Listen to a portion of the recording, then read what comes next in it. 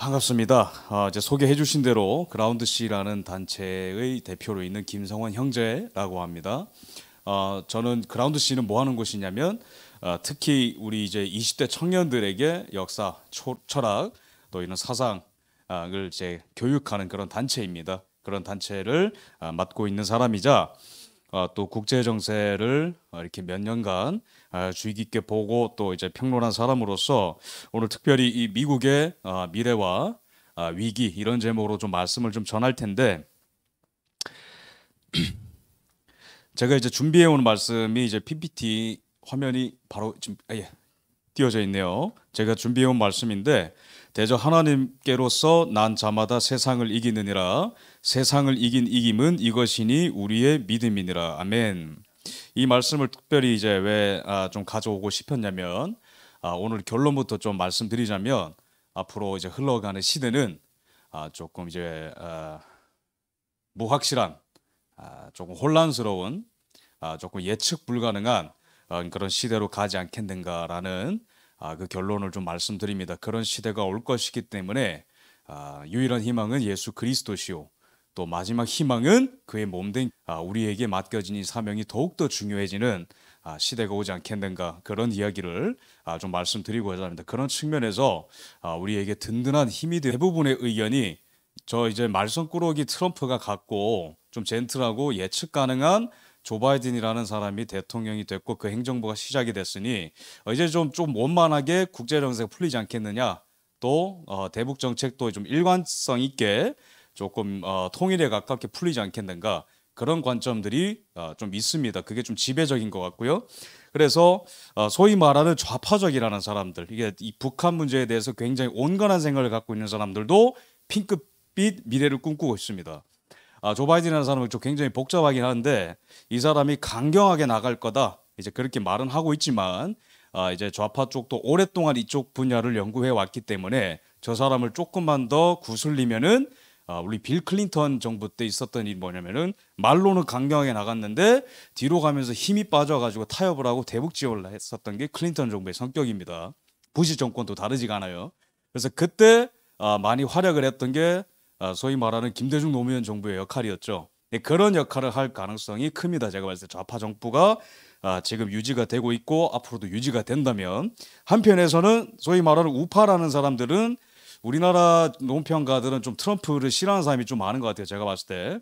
그래서 트럼프 행정부의 전략이 몇십 년간 없었던, 워낙 종잡을 수 없는 변화무쌍한 그런 이제 전략적인 측면이 있었기 때문에 굉장히 좀 혼선을 많이 빚었고, 그들의 눈에 봤을 때는. 그래서 저런 사람이 오면은 뭐 김정은과 또 평화 쇼를 할 것 같고, 저런 사람이 있을 바에 바이든이라는 사람인 게 좀 더 안정감이 있을 것 같다, 그런 논평을 하는 것 같습니다. 하지만 제가 봤을 때 미국의 외교 역사의 전반적인 흐름을 또 보고, 공화당 민주당의 또 성향과 조 바이든의 성향, 그리고 조 바이든의 내각을 이루고 있는 사람들의 프로필을 봤을 때 두 쪽 의견 다 저는 틀렸다라고 보고, 굉장히 예측 불가능하고 조금 위험한 정부의 성격을 갖고 있다라는 게 제 생각입니다. 그래서 그러한 성격이 미국 내부 정책에도 나타나고 그들의 세계관이 외교 정책에 있어서도 좀 드러날 것이다라고 일단은 보고 있습니다. 하지만 지금 바이든 정부의 초창기죠. 그래서 23명인가 4명의 장관을 비롯한 이 내각들의 인준이 승인이 거의 안 되고 있습니다. 한 3분의 1도 안 된 상태에서 내각이 다 꾸려지질 않은 상태이기 때문에 지금은 이제까지 있었던 조 바이든의 개인적인 역사와 미국의 전반적인 외교사를 통해서 조금 유추한다라는 점을 좀 말씀드리겠습니다. 그래서 오늘 강의는 세 파트로 진행이 될 텐데, 첫 번째는 한미동맹의 역사를 조금 개괄적으로 알아야 됩니다. 그래야 조 바이든이 됐기 때문에 뭐 망했네, 끝났네 라든지, 조 바이든이 됐기 때문에 잘 풀리겠네, 이렇게 단순 명료한 극단적인 평가는 한미동맹의 역사를 보면은 개인에 따라서 이게 다 좌지우지되지 않는다라는 것을 알 수가 있습니다. 하지만 너무나 위험 요소가 많기 때문에 그 변수는 제가 이 후반부에 말씀을 좀 드리겠습니다. 그거를 두 번째 파트 바이든 정부와 국제질서에서 말씀을 드리고, 이 세 번째는 미국 내의 갈등이 정말로 이게 해결이 안 되는 수준까지 이르렀습니다. 그래서 한반도의 국제 정세는 미국의 어떠함과 항상 상관이 있었죠, 그죠? 근데 이것도 조 바이든 정부 때문에 힘들어졌는데, 더 한 가지 여기 변수가 미국 내부의 이 갈등이 종잡을 수 없을 정도로 더 강해지고 있다라는 거를 제가 좀 말씀을 좀 드리겠습니다. 그래서 이거는 제가 이제 조 바이든 정부에 대한 관점을 여러 가지 아까 소개해 드렸는데요. 좌파 정부는 빌 클린턴 3기 같이 끌고 가면 되지 않겠는가? 이 사람이 말은 강하게 하더라도 실제로 빌 클린턴 대통령은 북한한테 핵을 쏘겠다 그런 마음까지 먹었던 사람입니다. 실제로. 하지만 그렇게 하면은 냉전이 끝난 상태에서 그런 어떤 도발적인 행동을 하는 것은 조금 무리수가 있다. 플러스 이제 우리나라 좌파 정권의 김대중 정부가 막 설득을 하고 햇볕 정책을 해가지고 거기에 속아가지고 이제 식량 지원이라든가 제재를 다 풀어줬던 그게 클린턴 정부의 성격이기 때문에 지금 우리나라 좌파 정부의 특히 종북 주사파 사이에서는 클린턴 정부의 그런 어떤 그 얘기들이 지금 많이 나오고 있습니다. 실제로. 두 번째 우파 정부는 아까 제가 말씀드린 그런 부분. 그리고 반 트럼프 지식인들은 그냥 이런 생각을 갖고 있습니다. 민주당은 전통적으로 해결사다. 그래서 우리가 미국 외교사를 보면은 거의 크고 작은 전쟁들을 시작한 정부는 오히려 민주당이 많습니다. 미국 민주당은.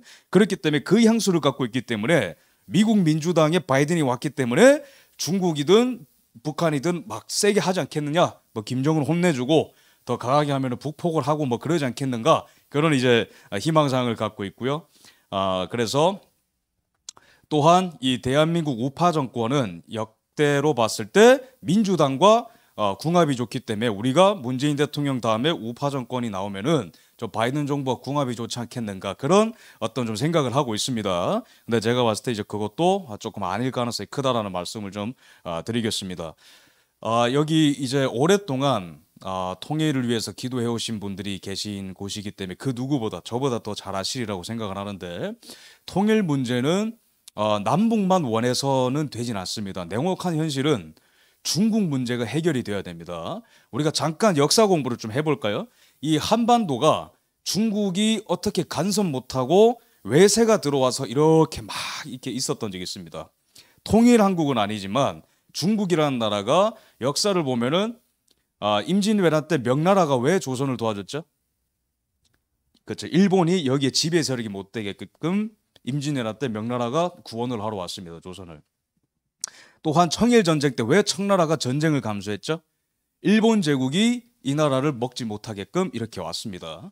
한반도 전쟁 때 중국이 왜 개입을 결정했을까요? 미군이 여기에 주둔하는 것을 막아야 되기 때문입니다. 그들의 계산에서는 전쟁을 불사하더라도 여기를 외세에게 뺏기는 것보다 그게 더 낫기 때문에 기회비용을 생각했을 때 전쟁을 치르는 것이 여기를 외세에 뺏기는 것보다 낫다라고 판단하기 때문에 이 지정학적인 틀 안에서 항상 중국은 전쟁을 불사하더라도 한반도에 개입을 결정했던 것입니다. 그 지정학적인 딜레마가 풀려야 한반도 문제도 풀립니다. 근데 우리가 역사를 돌아보면 가까이 돌아봤을 때 항상 중국이 방해했는데 방해가 안 됐었던 시기가 하나 있어요. 그게 뭐냐면은 19세기에서 20세기로 넘어가는 그 구간입니다. 그때 어떤 일이 있었죠? 청나라에 서구 열강에 의해서 나라가 다 갈기갈기 찢겨졌었죠. 그때 일제가 조선 한반도를 다 석고라는 걸 넘어서 만주까지 이렇게 올라갔었습니다. 중국이 실패했던 것이죠. 이 한반도의 외세가 장악하는 것을. 이 지정학적인 냉혹한 현실 속에서 우리나라 위정자들과 미국의 이 대북 이렇게 정책 짜는 사람들이 유념해야 될 거는 중국 문제가 해결되지 않으면은 이 한반도에는 영원히 통일 정부가 수립될 수 없고 미국의 적대적인 북한 같은 정부가 존재할 가능성이 굉장히 커집니다. 몸통으로 깊숙이 들어가야 되는 문제라는 거죠. 제 말씀은. 그러면 저는 개인적으로 트럼프 대통령의 외교 정책을 굉장히 우수하게 평가한 사람인데 왜 그랬을까? 그건 바로 이 사람의 부분의 이 레토릭과 말을 보면 헷갈릴 수 있는데 전체적으로 이 사람이 퍼즐링해가는 세계 전략을 이렇게 하나둘씩 맞춰보면은 그 마침표는 바로 중국의 점진적인 내파였습니다.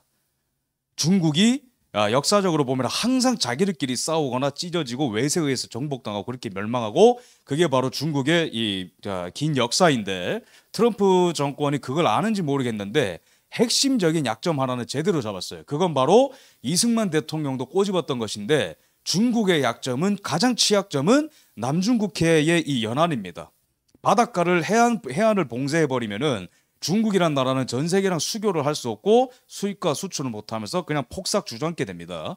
그게 중국의 약점인데 바로 트럼프 대통령이 해완 봉쇄를 떠나서 완전히 중국을 세계 시장으로부터 아웃시켜버리는 디커플링 전략을 쓰고 계속해서 인권 공격을 함으로써 전 세계 유럽 특히 이제 인권을 중요시하는 서구 국가들과 수교를 중국이 못 맺게끔 계속해서 중국을 세계 중심부로부터 이렇게 떠나보내고 그들이 이제 자중질환으로 스스로 멸망하게끔 하는 그 전략을 구사를 했습니다. 그렇기 때문에 트럼프 대통령의 이 큰 전략 안에서 그나마 이 한반도 문제가 평화적으로 풀리는 큰 그림이 바로 이 사람 머리에 있었어요. 그건 바로 섣부르게 중국의 힘이 건재한 상태에서 외세가 한반도를 공격하거나 들어오게 되면은 한국 전쟁 같은 거나 청일 전쟁이나 임진왜란 같은 사태가 일어납니다. 그죠? 근데 트럼프 대통령이 구사했던 것은 중국의 내부적인 힘의 궁극적인 가장 핵심적인 중국 내륙을 안으로 이렇게 내파가 되는 전략을 구사를 했죠. 근데 이런 전략에는 좀 획기적인 전략이 필요합니다. 1번이 뭐냐면은 기존의 세계 질서를 뒤집어 엎어야 돼요. 중국을 이제 압박을 하려면 중국 주변에 있는 이 국가들을 다 미국 편으로 만들어야 됩니다. 베트남이라는 나라는 미국이랑 전쟁했었죠, 그죠? 베트남도 친미 국가로 만들어야 돼요. 카자흐스탄은 미국이랑 사실 별로 관계가 없었습니다. 카자흐스탄도 미국 편으로 만들어야 됩니다. 몽골도 미국 편으로 만들어야 되고 인도도 미국 편으로 만들어야 됩니다. 인도를 미국 편으로 만들기 위해서 트럼프 대통령이 인도에 가서 뭘 했을까요? 그 몇만 명 되는 그 군중 앞에서 그 약속을 했습니다. 장차 인도는 미국의 최대 수입국이 될 것입니다. 그 발언은 중국한테 사형 선고입니다. 그래서 트럼프 대통령이 구사했던 것은 지정학적인 압박뿐만 아니라 인도태평양 라인뿐만 아니라 중국이 이때까지 감당했었던 세계 시장의 허브로서 또한 노동시장 제공자로서의 역할을 인도, 멕시코, 브라질, 베트남 이런 국가한테 다 나눠주는 작업을 4년 동안 했던 것입니다. 그렇게 서서히 무력 충돌 없이도 중국이 이제 자멸할 수 있도록 그렇게 일관된 전략으로 저는 이제 트럼프 대통령이 몰아붙였다고 생각을 하고 3번은 대통령의 사명이 중요합니다. 중국을 근데 여기서는 제가 개인적으로 중국한테 악감정이 그런 게 아닙니다. 한반도 통일의 조건과 미국과 중국의 싸움을 그냥 객관적으로 말씀을 좀 드리는 겁니다. 이런 말씀을 좀 드리는데 이런 어떤 그 원래 없었던 전략을 쓰려면은 대통령 개인의 사명이 굉장히 중요합니다. 미국은 삼권 분립의 나라이긴 하지만 외교 정책이랄까 큰 어떤 세계 질서는 대통령이 거의 다 방향을 틀을 짭니다. 그래서 한국 전쟁 때 파병을 했었던 해리 트루먼 대통령은 한 기자에게 어떻게 대답했냐면 도대체 미국의 외교 정책은 어떻게 만들어집니까? 라는 질문에 미국 외교 정책은 내가 만듭니다라고 대답한 적이 있어요. 그 정도로 미국 대통령에게 실질적으로 권한이 있습니다. 물론 헌법적으로는 국회의 승인을 받아라 이런 게 미국 역사가 진행되면서 추가된 게 있지만은 미국의 국군 통수권자는 대통령이고 헌법 수정헌법 2조에 의하면은 최종적인 승인권은 대통령에게 있고 어떤 나라를 폭격하겠다 그런 결정권은 대통령한테 있습니다. 그래서 2011년에 리비아 공습 때나 오바마 때 그리고 2017년에 트럼프의 시리아 공습 같은 거는 의회 승인 없이 다 진행됐던 것입니다. 일례로. 그래서 형식적인 건 했지만은 실제적으로는 대통령에게 모든 권한이 있다. 이렇게 좀 말씀드릴 수 있겠고 그래서 대통령의 세계관이 굉장히 중요하겠죠.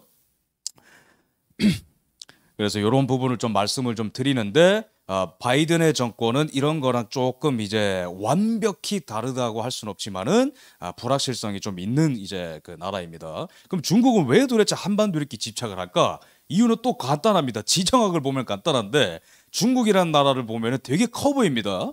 근데 별로 쓸 수 있는 땅이 별로 없어요. 북쪽으로 가면은 시베리아, 러시아에 막혀 있고 서남쪽으로 가면 히말라야 산맥에 막혀 있습니다. 그죠? 그렇기 때문에 비옥한 땅과 그나마 사람들이 살 수 있는 땅은 어디에 몰려 있다? 동남쪽 해안가에 다 몰려 있습니다. 그렇기 때문에 경제 발전도 다 저쪽을 따라서 이렇게 발전되게 되어 있어요. 그렇기 때문에 한반도라는 곳은 굉장히 사활적인 곳이고 실제로 국제정치학자들은 미국과 중국 사이에 전쟁이 난다면 가장 확률이 높은 곳은 대만이고 두 번째는 한반도다 이런 식으로 뽑습니다. 그렇기 때문에 이 동쪽에 있는 섬과 한반도에 대해서 굉장히 집착을 하는 습성이 오랫동안 있는 것이죠. 그렇기 때문에 북한 문제, 한반도 문제는 남북 간에 이렇게 아웅다웅하고 대화하고 해서 될 문제가 아니라 미중 사이에서 해결을 봐야 되는데 가장 좋은 시나리오는 중국이 주변 국가들과 막 물리전을 하고 전 세계가 초토화되는 그런 게 아니라 자기들끼리 이제 자중질환이 일어나는 것이 가장 좋은 것인데 그런 전략을 구사하던 트럼프 대통령이 이제 대통령이 아니다. 이런 말씀 좀 드리겠습니다. 그래서 조 바이든이라는 한 사람을 보면서 여러 사람의 인식과 해석이 나뉩니다. 저기 파란색 방향은 야, 조 바이든 이때까지 말한 거 못 봤냐? 김정은 보고 뭐 불량배라하고 또 이제 시진핑한테 그렇게 폭력배라하고 나는 이제 트럼프 같이 그 외교 정책 안 하겠다. 얼마나 든든하냐? 일관적으로 할 것 같다. 저렇게 보는 사람이 있습니다. 하지만 이거는 이 조 바이든이라는 사람의 이 치명적인 약점을 잘 몰라서 그런 말을 하는 겁니다. 그리고 미국의 국무부가 외교를 총괄하는 곳인데 여기에 이제 실무자들과 이 핵심 이 고위 직들이 좀 사상이 좀 세계관이 그렇게 좀 신뢰하지 못하는 사람들입니다. 그리고 반면에 극단적으로 저 사람은 이제 중국한테 벌써 항복했고 친중파이기 때문에 그냥 뭐 싸우지도 않고 그냥 뭐 도망갈 것이다. 뭐 아무것도 안 할 것이다. 이런 관점이 좀 소수지만 있는 것 같은데 또 그렇지는 또 않습니다. 그러면 저의 의견은 뭐냐? 형식적으로는 이 대립하는 구도를 유지할 겁니다. 미중 간에. 저 사람도 그래도 아무리 친중파라 하더라도 미국의 대통령이자 이 나라가 당면한 현실이 너무나 명확하고 여야가 일치됐습니다. 반중 감정에 대해서 여야와 대중들이 거의 다 관점이 일치돼 있기 때문에 저 사람은 형식적으로는 미중 간의 대립을 유지할 것이나 정작 굉장히 중요한 미국의 안보 이익이나 또한 중국이 절대로 양보할 수 없는 어떤 사안들에 대해서 양보할 가능성이 있는 굉장히 위험한 대통령이라고 말씀드리겠습니다. 그게 바로 뭐냐면은 한반도 또는 대만 문제에 있어서 타협할 가능성이 있다라고 저는 그 가능성을 봅니다. 실제로. 왜냐면은 저 사람이 오바마 정부 때 부통령이었죠. 오바마 정부 때 어떤 일이 있었냐면은 세상에 21세기에 무력으로 러시아가 크림반도를 쳐들어가서 점령했죠. 그죠? 근데 그때 좌시하지 않겠다 말만 하고 아무런 조치를 못했습니다. 오바마 정부가. 남중국해에 인공섬을 설치하고 배가 왔다 갔다 하고 중국의 실제적인 이 지정학적인 경계선이 드러나는 것에 대해서 아무런 조치를 못 취했습니다. 이게 바로 이제 현대 미국 민주당이 갖고 있는 이게 좀 오류입니다. 과거 민주당은 굉장히 호전적인데 지금 민주당의 세계관은 뭐냐면은 그 PC주의라는 게 외교 철학, 외교 정책, 외교 학에도 다 들어가거든요. 거기에 PC주의, 소위 말해서 미국식 백인이 주도하는 세계 질서 또는 자본주의 세상 이런 거를 부정하는 미국의 사조라고 보시면 됩니다. 그래서 미국 흑인들이 백인에 대해서 억눌리고 살았고 성적 소수자가 기독교에 대해서 핍박받고 살았던 것이 과거의 세상이기 때문에 이걸 전부 다 뒤집어야 된다. 이게 PC 세계관입니다. 근데 이 세계관으로 외교 정책을 보고 세계를 보면 어떻게 돼 있냐면은 미국이라는 나라가 본디 제국이라는 나라라는 거 그 정체성에 대해서 굉장히 환멸을 일으키는 사조입니다. 어떻게 우리가 그럴 수 있어? 우리가 어떻게 야만인같이 남을 짓밟을 수 있어? 우리가 어떻게 먼저 선제 공격할 수 있어?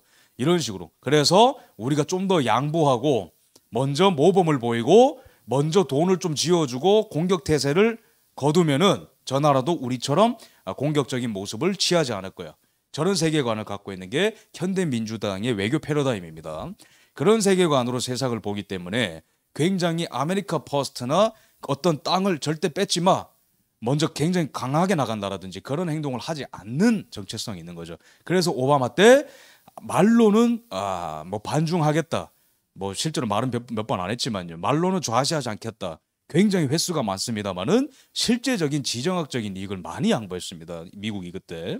그래서 그런 위험이 있는 나라다. 또한 두 번째 시나리오는 그럼 제가 보는 두 번째 시나리오는 뭐냐면은 조 바이든의 가장 큰 치명적인 약점은 바로 친중파라는 점입니다. 그 의혹에 대해서는 제가 후반부에 말씀드릴 텐데 그래서 트루먼도 그렇고 케네디도 그렇고 우리나라 학자들이 잘 연구 안 하는 게 있는데 미국 외교 정책은 내부 영향을 많이 받습니다. 내부에서 이런 일이 있기 때문에 이런 여론을 잠재우기 위해서 겉으로는 강한 척한다라든지 그죠? 이런 행동이 있습니다. 우리나라는 좀 다르죠. 트루먼과 케네디 또한 민주당의 대통령으로서 내부로부터 너는 공산주의에 대해서 제대로 대처하지 못한다 이런 비판을 굉장히 많이 받았고 케네디 같은 경우에는 가까스로 대통령이 되고 상원 하원에서 민주당의 의석이 좀 밀리고 그랬기 때문에 또한 민주당의 의원들이 당시에는 남부에 있는 의원들이 많이 당선이 됐는데 이 사람들은 굉장한 반공주의자들이었습니다. 그래서 이 사람들은 케네디 같은 경우에는 내부 어떤 이런 여론을 의식해서 더욱더 강하게 나간 그런 측면도 있습니다. 트루먼도 그렇고. 근데 바이든은 더하죠. 그 정도가 아니라 이 사람은 아들이 뭐 중국 은행으로부터 1조 뭐 5천억의 돈을 받았고 성적 상납을 받았고 그게 다 관련된 사람이 조 바이든에 이런 정도의 의혹이기 때문에 이때까지도 그랬고 앞으로도 그랬고 미국 보수 세력이 조 바이든을 공격하는 가장 강력한 이게 무기입니다. 근데 여기에 반동작용으로서 이 사람이 나는 그런 사람이 아니다. 또는 이제 중국 쪽에서 약점을 잡고 있기 때문에 이제 조 바이든을 협박하고 그런 가능성도 저는 배제할 수 없는 굉장히 참 뭐랄까 미국 역사상 이런 적이 없었습니다. 미국 대통령이 적국에 약점을 잡힌 그런 사례는 없었는데 그런 사례이기 때문에 저 이번에 제가 말씀드렸다시피 굉장히 불안정하고 불규칙하게 무력 사용을 할 수 있는 아주 예측 불가능한 정부라고 저는 생각을 합니다. 그래서 미국의 이 외교 정책에 크게 영향을 주는 요소는 세 개인데 첫 번째가 가장 중요한 겁니다. 대통령의 개인적인 성향과 미국 내부의 상황보다도 더 중요한 것은 미국이 처한 안보적인 상황입니다. 외부적인 위협. 이게 누구로부터 어느 정도 규모의 위협을 받느냐에 따라서 어떤 액션이 나오고 이제 이렇게 다릅니다. 그래서 여기에 영향을 받은 사람이 트루먼이죠.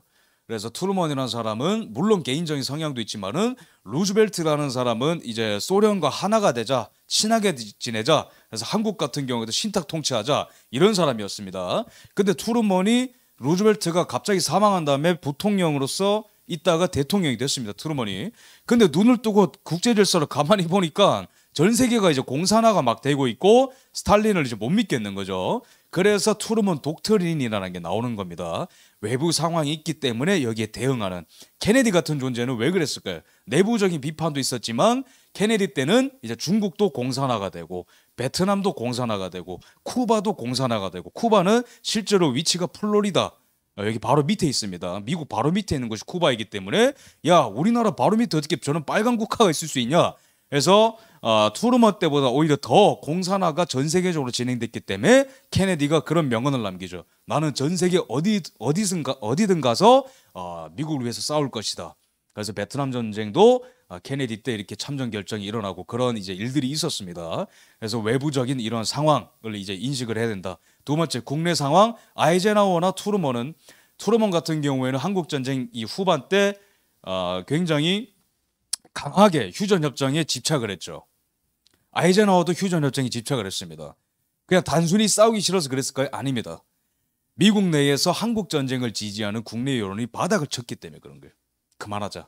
그죠? 그래서 이건 당과 상관없이 국내 내부의 이제 상황을 받는 것이다. 이렇게 이제 볼 수가 있겠고, 뭐 세 번째 대통령의 성향 이제 이렇게 이제 볼 수가 있습니다. 한번 볼까요? 이승만 대통령이 이제 저기 있습니다. 이승만 대통령은 삶을 살면서 정말 많은 미국의 대통령과 충돌을 했지만 직접적으로 충돌했던 대통령은 저 5명입니다. 굉장하죠. 1900년대 초반부터 1950년대 후반까지 60년대 아이젠하워 61년까지 했으니까요. 거의 이제 반세기 넘는 기간 동안의 대통령들과 소통을 하고 이제 싸웠었던 대통령이 바로 이승만 대통령이고 이승만의 위대한 대미투쟁입니다. 저기 코끼리와 당나귀가 있죠. 위에 있는 당나귀는 공화당이라는 뜻입니다. 밑에 있는 세 개의 당나귀는 이제 민주당 대통령이라는 뜻인데 여기서 제가 말하고 싶은 거는 미국이라는 나라는 대통령의 성향과 미국 내부보다 이 국제 질서에 이제 영향을 많이 받는다 말씀드렸는데 저 사람들은 다 당은 다를지 몰라도 공통점이 하나 있다면은 당대 미국이 당면했었던 그 문제들을 해결하고자 했던 의지가 있었고 두 번째로는 그게 미국의 이익을 위해서라면은 이제 나는 싸우겠다 이제 그런 이제 그 공통점들이 있습니다. 저기 앞에 있는 첫 번째 코끼리 대통령은 테오도르 루즈벨트 대통령인데 저 사람은 이승만과 어떤 인연이 있었을까요?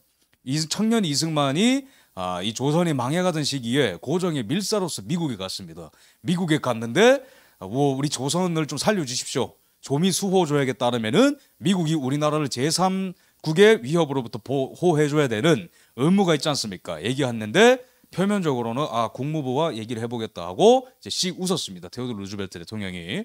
그 약속을 믿고 청년 이승만이 순진하게 테오도르 루즈벨트가 우리나라를 구해준다라고 생각을 했지만 현실은 냉혹하죠.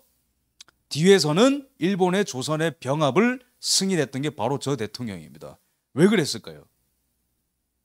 그것은 바로 미국의 당면한 현실이 일본과 화친 조약을 맺는 게 유리하기 때문에 그랬던 것입니다. 테오도르 루즈벨트 대통령은 참고로 우리나라 입장에서는 굉장히 서운하고 냉정한 대통령 같이 보이겠지만 미국의 러시모어산의 조각들이 있죠. 미국의 가장 위대한 대통령 4명의 얼굴이 있습니다. 토마스 제퍼슨, 조지 워싱턴, 아브라함 링컨, 그리고 네 번째가 저 사람이에요. 왜 이렇게 미국 사람들이 좋아할까요? 그건 바로 당대에 미국이 당면했었던 많은 문제들을 해결해줬다는 평가를 받기 때문입니다. 그게 뭘까요? 당시에 이제 이 유럽의 열강들이 이 남미를 더욱더 이제 자기들 전진 기지로 막 쓰려고 했었어요. 19세기 후반부터 20세기 초기까지. 그러니까 이제 루즈벨트 대통령이 쭉 보니까 이걸 가만 놔두면은 우리의 생존이 위협받겠구나 해서 이 지도를 보시면은 이게 미국 밑에 이런 나라들이 있습니다. 지금 콜롬비아, 파나마, 도미니카, 쿠바 이런 곳들이 원래 다 유럽의 식민지들이었죠. 여기를 이제 적극적으로 활용할 게 보이니까 테오도르 루즈벨트 대통령이 이제 뭘 선언했냐면은 몰로주의를 파기하겠다. 몰로주의는 뭐냐면은 이제 미국이 1823년에 유럽과 이렇게 맺었던 조약 비슷한 건데 제임스 몰로 대통령이 이렇게 얘기를 합니다. 자, 유럽 북미 대륙에 들어오지 마세요. 여기 우리나라입니다. 전쟁을 워낙 많이 했으니까. 또한 당신들이 들어오지 마세요. 또한 우리도 당신들을 관여하지 않겠습니다. 유럽은 북미로 오지 말고 또한 미국 또한 유럽 대륙 및 어디를 침범하지 않겠다? 중남미에 있는 유럽의 식민지를 침범하지 않겠다라는 게 불문율이었습니다. 하지만 이제 테오도르 루즈벨트 대통령은 그 금기를 깨고 저거를 내버려 두면은 미국이 이제 유럽으로부터 위협을 받는다. 더 중요한 거는 제일 중요한 것은 저기 파나마라는 곳이 보이죠. 저기가 왜 중요하냐면은 저기에 운하를 뚫어야 됩니다. 운하, 그죠? 이게 해저 터널이 아니라 이게 수로 같은 거를 쭉 뚫어야 됩니다. 공사를 해서 그래야지 미국 동부와 남부에 있는 선박들이 저길 통과해서 태평양으로 빨리 나갈 수가 있습니다. 저 때는 바로 제국주의 시대이자 항해 시대이기 때문에 미국의 사활적 이익이었죠. 그래서 저기를 점령하고 더 이제 태평양으로 나가는데 일본이 가로막습니다. 실제로 이제 테오도르 루즈벨트 대통령은 일본과 전쟁을 하려고 결심을 했는데 자세히 보니까 일본이 사이가 나쁜 나라가 하나 있어요. 그게 바로 러시아였습니다. 그래서 러일 전쟁이 이제 일어나는 걸 오히려 유도를 하고 그래 니네끼리 치고받고 싸워라. 힘이 빠지고 일본이 아시아에서 균형을 잡는 동안 나는 중남미를 더욱더 확고하게 미국의 터전으로 만들겠다라는 계산이 깔려 있었습니다. 그랬기 때문에 저 청년 이승만의 부탁은 당연히 들어줄 수 없게 되는 것이었죠. 그래서 저 사람은 바로 공화당의 대통령이었습니다. 우리에게 아픔을 남긴 사람이죠. 그럼 민주당은 좀 나을까요? 안 그렇습니다. 민주당의 우드로 윌슨은 이승만 대통령이 프린스턴 대학교에서 박사학위 딸 때의 스승이자 총장이었습니다. 이승만 대통령을 집에 초대할 정도로 친분이 있었던 이제 사이인데 저 사람이 미국의 대통령이 됐어요. 대통령이 됐을 때 한국에서 어떤 일이 일어났었냐면은 3.1 운동이 일어났습니다. 3.1 운동이 일어난 거 보고 이거 봐라. 이승만이 미국에서 이제 저 소식을 듣고 이 대한의 사람들이 이렇게 독립의지가 있습니다. 우드로 윌슨 대통령 때 당시 대통령에게 말했어요. 자신의 옛 스승인. 거기서 대한의 독립을 승인해 주십시오. 부탁했지만은 거절당합니다. 왜 그랬을까요? 일본은 당시에 미국의 최고 우방국이었기 때문입니다. 네, 그 다음에 프랭클린 루즈벨트 대통령. 이건 빨리 넘어가겠습니다. 2차 대전이 끝났습니다. 이 사람이 생각했던 구상은 아까 말씀드린 대로 소련과 이 세계를 양분해서 평화롭게 가져가겠다. 당연히 한국 문제는 어떻게 될까요? 신탁통치라는 결과가 나옵니다. 굉장히 위험한 시도죠. 이런 시도 때문에 동유럽의 국가들이 하나하나씩 다 공산화가 됩니다. 선각자 이승만은 이제 그거를 눈치채고 신탁통치 거부한다. 그래서 바로 대한민국의 정부 수립을 대한민국 건국을 준비해왔던 반세기 이상 준비해왔었던 그 위대한 프로젝트를 여기서 미국의 어떠한 것 상관없이 강행을 해버리죠. 해리 트루먼 대통령입니다. 한국 그 전쟁 때 파병했었던 고마운 사람입니다. 그래서 저 사람이 많이 거론이 돼요. 요즘에 이런 소위 말해서 기독교 안에서도 말아, 야 민주당 한국 전쟁 때 해리 트루먼을 기억해라. 앞으로도 잘 될 거다. 민주당이 우리한테 그린라이트다. 이런 식으로 하는데, 근데 한국 전쟁 파병은 너무나 감사하지만 그 전에 전쟁이 일어났던 이유는 주한미군이 철수했기 때문입니다. 1949년에 주한미군 철수를 명령한 것도 해리 트루먼입니다. 그렇기 때문에 제가 여기서 말씀드리는 거는 어떤 당, 민주당이라 해서 우리나라에 무조건 좋은 게 아니라는 그런 일반적인 오해를, 견해를 조금 이제 비판하고 오히려 더 현실에 눈을 뜨자, 이런 의미로 좀 받아들이시면 되겠습니다. 그러면 공화당의 트럼프가 우리나라한테 이렇게 막 못 살게 굴고 막 방위비 뜯어내려 하고 뭐 이런 무역 전쟁 때문에 저 고래 싸움에서 그 새우가 터지는 그런 거 유도하고 김정은과 평화쇼 해가지고 불안하게 만들지 않냐. 그래서 공화당 안 된다 이런 게 있는데, 공화당의 아이젠하워는 물론 이제 이 휴전 협정을 시도했었던 그런 대통령이지만은 저 공화당 때 어떤 일이 있었죠? 한미 상호 방위 조약에 책을 냈습니다. 그리고 나중에 항상 야 진짜 있는 거 아니야 없는 거 아니야 몇십 년간 비밀로 있었던 게 있는데, 미국의 핵무기가 1958년에 이미 한국에 배치가 됐습니다. 그래서 그게 있는 거 없는 가 계속 이제 그 갑론을박이 있었는데, 실제로 조지 호버트 워커 부시가 91년에 한국에 있었던 비밀리에 있었던 그 핵무기를 미국으로 가져감으로써 그게 사실로 발견됐었죠. 그래서 한국을 강하게 해주고 주한미군을 배치해주고 상호방위 조약을 맺었던 그것도 바로 공화당입니다. 그래서 민주당 공화당이 절대 기준이 아니라는 거. 그래서 이거는 제가 표로 정리한 건데, 민주당 때 우리한테 안 좋은 일이 있었고, 또한 민주당 때 좋은 일도 있었고, 또한 공화당 때 좋은 일 나쁜 일 다 있었기 때문에 당이 절대적인 기준이 아니라, 이런 대통령들은 전부 다 미국이 당면했었던 현실을 최고 우선으로 뒀던 사람들입니다.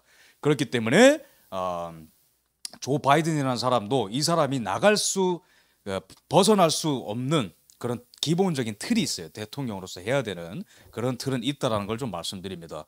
이 파도와 같은 시대, 1900년대 초반부터 1960년대 초반까지 있었던 이런 일들, 미국이 조선을 버리기도 하고, 그죠? 3.1 운동을 외면하기도 하고, 주한미군을 철수하기도 하고, 또한 미군을 파병하기도 하고, 한미상호 방위조약을 체결하기도 했었던 대한민국의 흥망성쇠와 발전의 기초 전부 다가 미국과 관련돼 있었는데, 미국의 어떠한가 상관없이 대한민국의 기초를 놓는 데 성공했었던 것은 바로 이승만의 화력 때문입니다. 제가 오늘 결론을 말씀드리는 것은 미국의 어떠한 우리나라한테 굉장히 큰 영향을 미치지만 우리에게 뭔가 달려있다는 거예요. 하나님이 여기에 키를 숨겨두신 겁니다. 그럼 박정희 때로 한번 볼까요? 박정희 때도 이제 이 1959년이면 이제 박정희 대통령이 5.16을 하기 한 1년 2년 전인가요?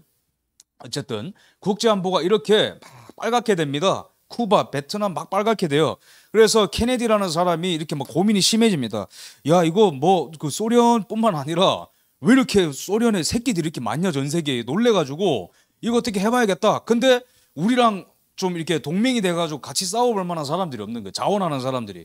그때 이제 박정희 대통령이 이제 당시에는 대통령이 아니라 국가 최고 재건회의 이제 의장이었죠. 그 신분으로서 미국에 방문했는데, 케네디 대통령의 고민을 알고 그때 1961년인가 2년인가 그때 박정희 대통령이 케네디한테 제안을 합니다. 그렇다면 베트남은 우리한테 맡겨달라. 우리가 파병을 하겠다. 이런 식으로 제안을 합니다.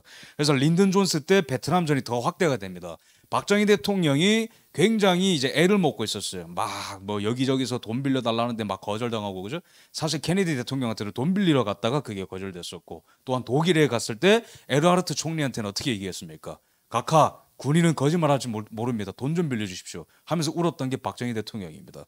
어쨌든 그 이제 나라의 원대한 계획은 있어요. 경제개발 5개년을 성공시키려면은 일단은 해외로부터 원조가 들어야 됩니다. 왜? 나라에 돈이 없으니까, 그죠? 그렇기 때문에 이제 막 그 파도, 그 독일에 광부도 보내고 간호사도 보내고 그래가지고 그 신용으로 또 돈을 빌리고 이렇게 주먹구구식으로 마치 박정희 대통령과 그 밑에 있는 이제 보좌하는 사람들이 영업사원이 돼가지고 나라를 이끌어가던 게 60년대 초반입니다.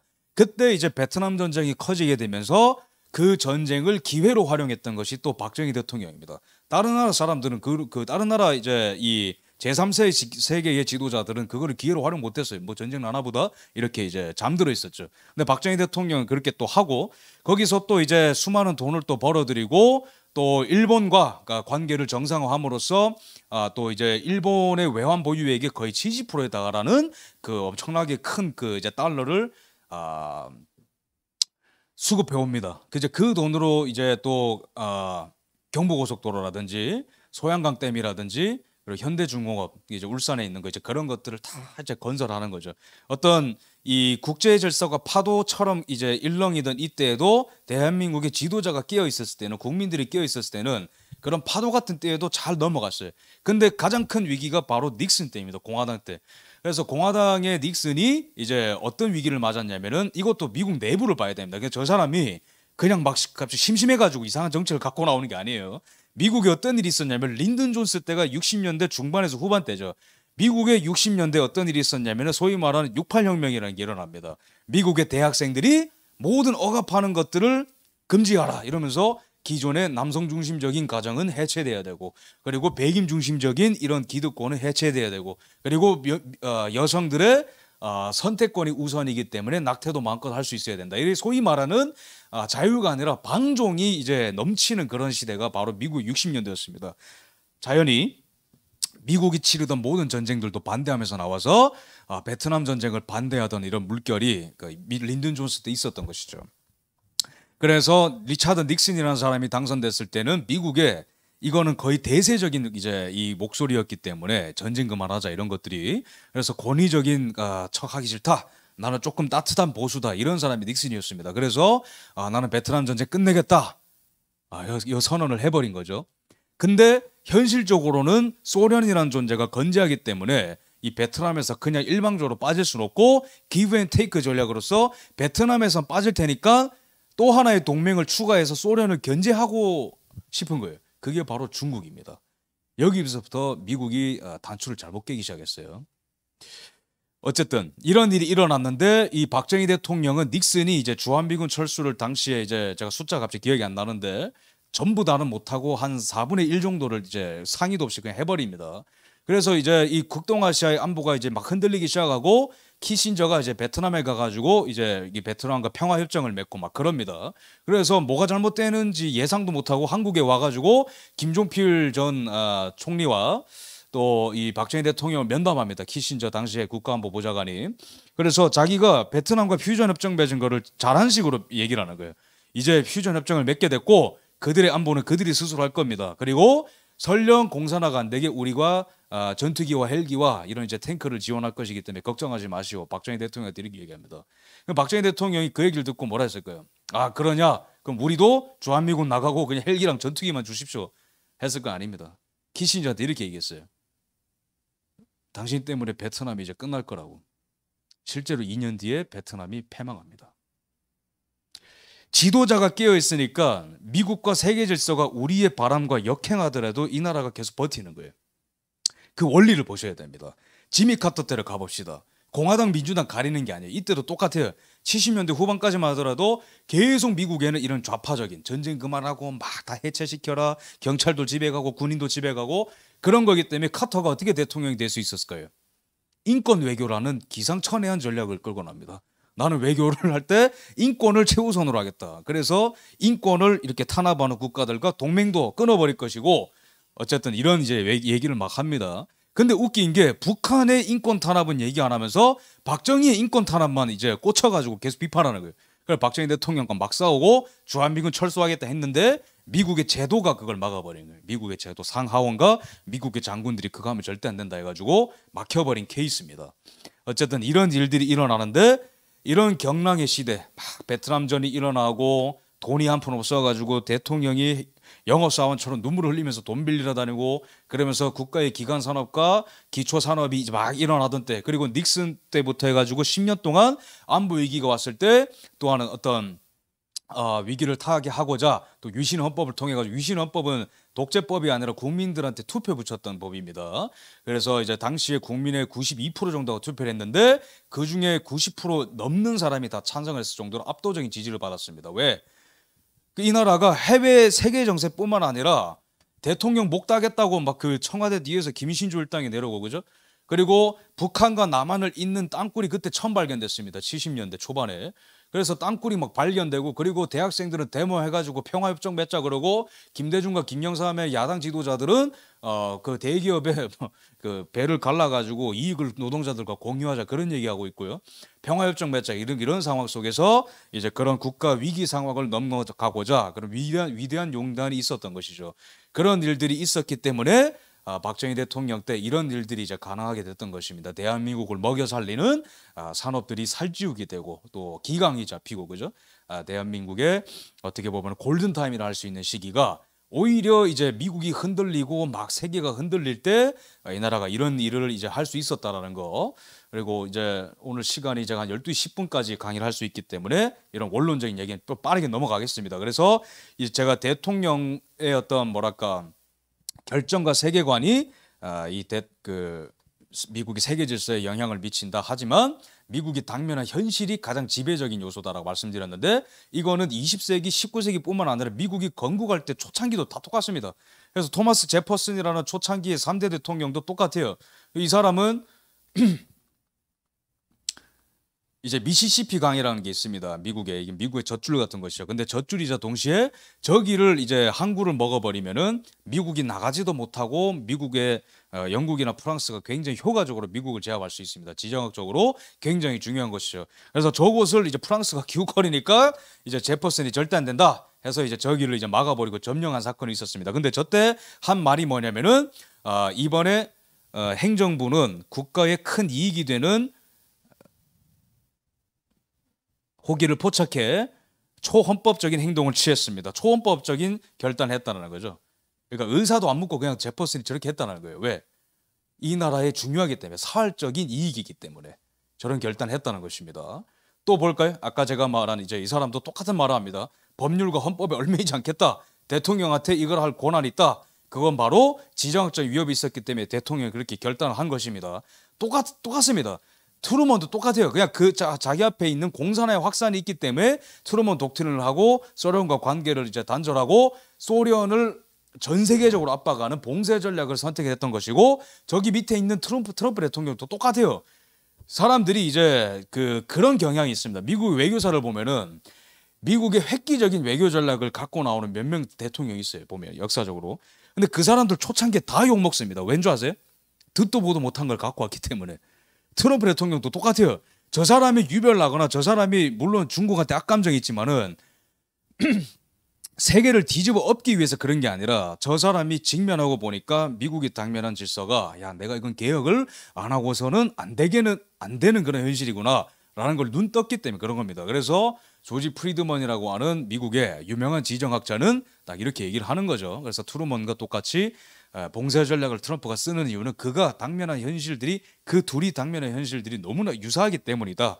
그래서 누가 대통령이 돼도 트럼프 같은 전략을 쓸 수밖에 없고 그렇게 해야 된다라는 입장인 것이죠. 저 학자는. 저도 공감합니다. 그럼 트럼프와 미국이 당면한 현실은 뭐냐? 저기 사진이 잘 표현하죠. 중동에서는 이란이 쏘고 아시아에서는 북한이 쏩니다. 그래서 이 미사일이 계속 수수방관이 됐어요. 빌 클린턴은 이제 북한한테 핵 개발 중단하지 않으면은 뭐 이제 북한을 초토화해버리겠다 막 초창기에 얘기하고 나왔습니다. 근데 그게 이제 효과를 못 거두고 미국 내에서 지지를 못 받고 그 다음에 이제 김대중 정부가 이렇게 야합을 하게 되면서 북한을 이렇게 살려두게 된 것이죠. 협정을 맺고 그 뒤에 이제 프로세스를 보면 다 똑같습니다. 그럼 조지 부시 때는 뭐가 달라졌느냐? 북한을 악의 축이라 해서 속이 시원하죠. 그러니까 어떤 사람들은 북한을 미워하는 사람들은 속이 시원할 겁니다. 근데 조지 부시 정권의 한계는 뭔지 아세요? 중국을 몰랐다는 거예요.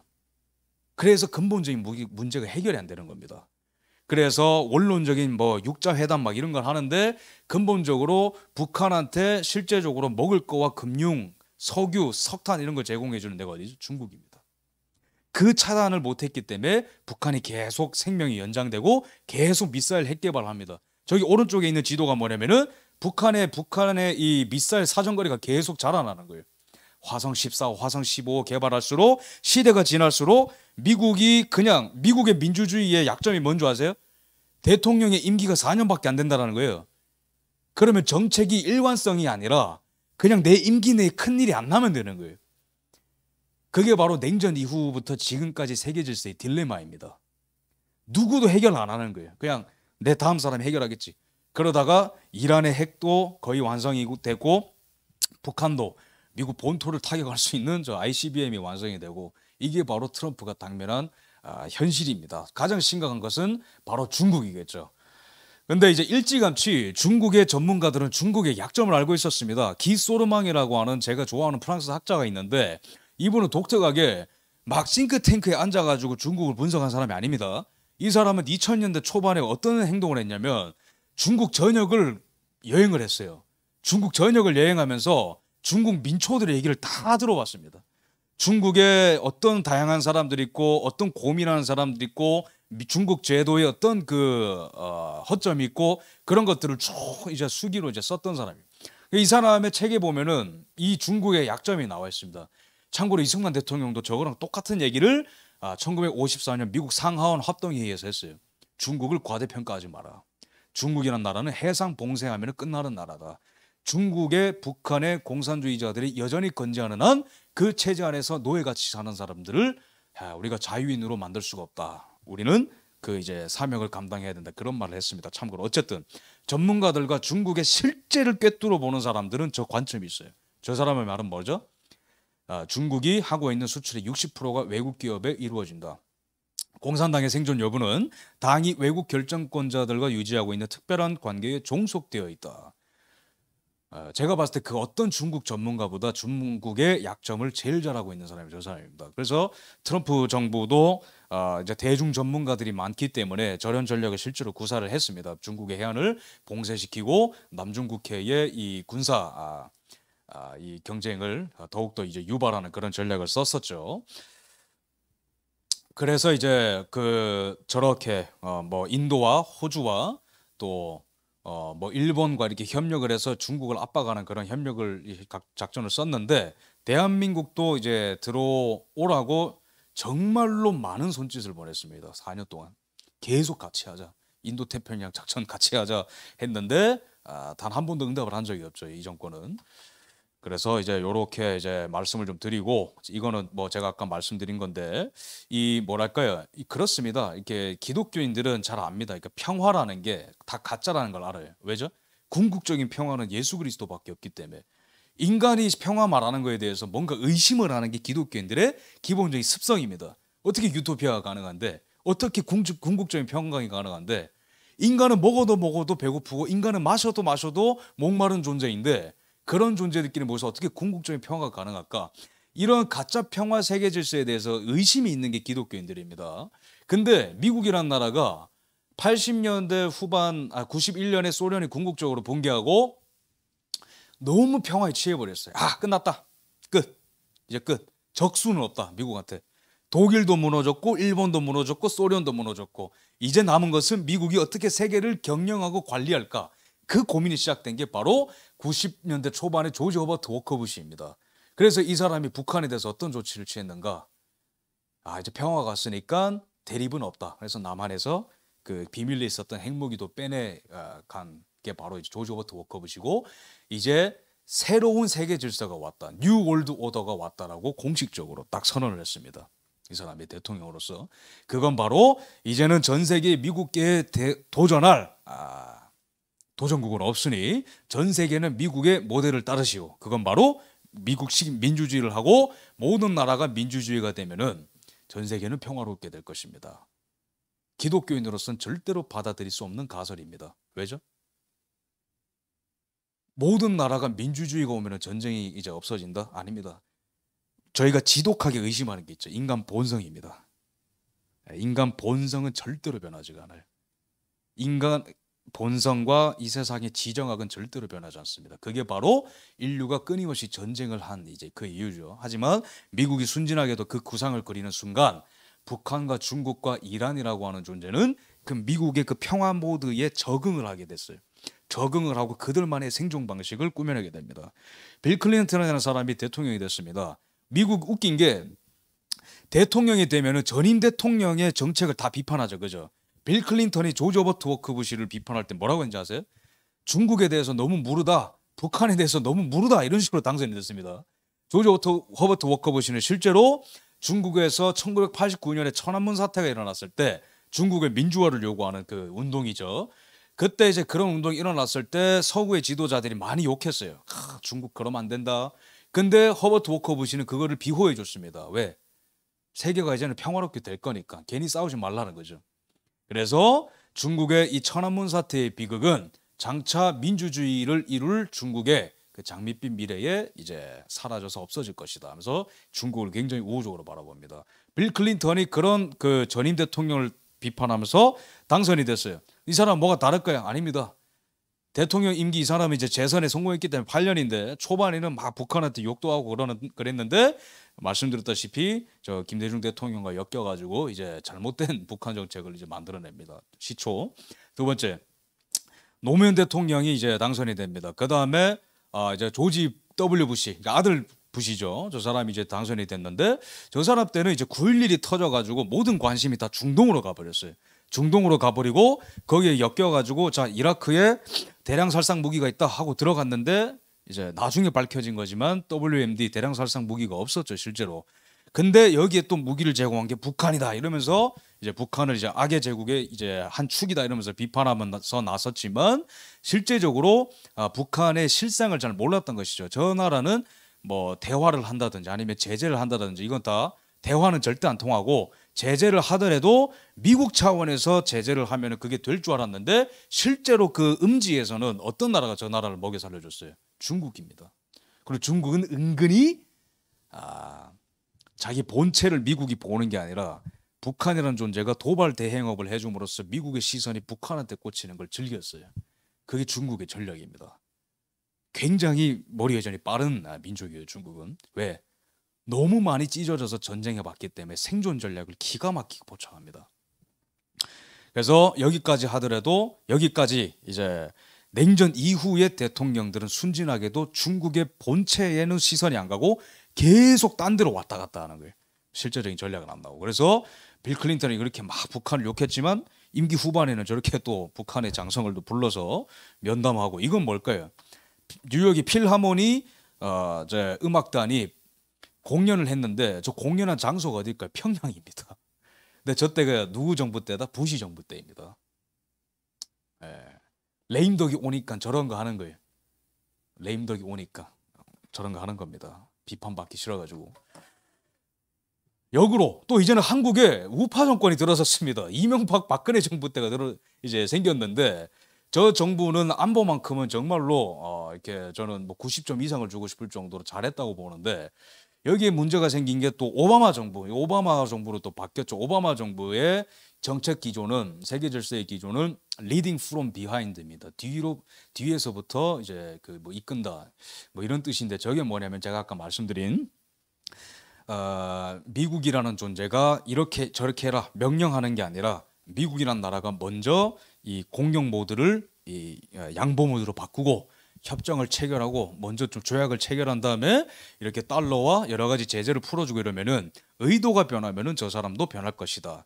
순전히 개인 관계처럼 국가 관계를 해석하는 거예요, 저 사람이. 그래서 이 중동 관계를 그래서 이란한테 이렇게 약속을 했습니다. 너네 핵 개발 그만하면은 우리가 제재를 풀어줄게. 그래서 사인을 했습니다. 그죠? 저게 저 사람 방식이에요. 약간 미국의 노무현 김대중이라고 보시면 됩니다. 근데 이제 뭐랄까 북한에 대해서는 전략적인 인내라는 전략을 썼어요.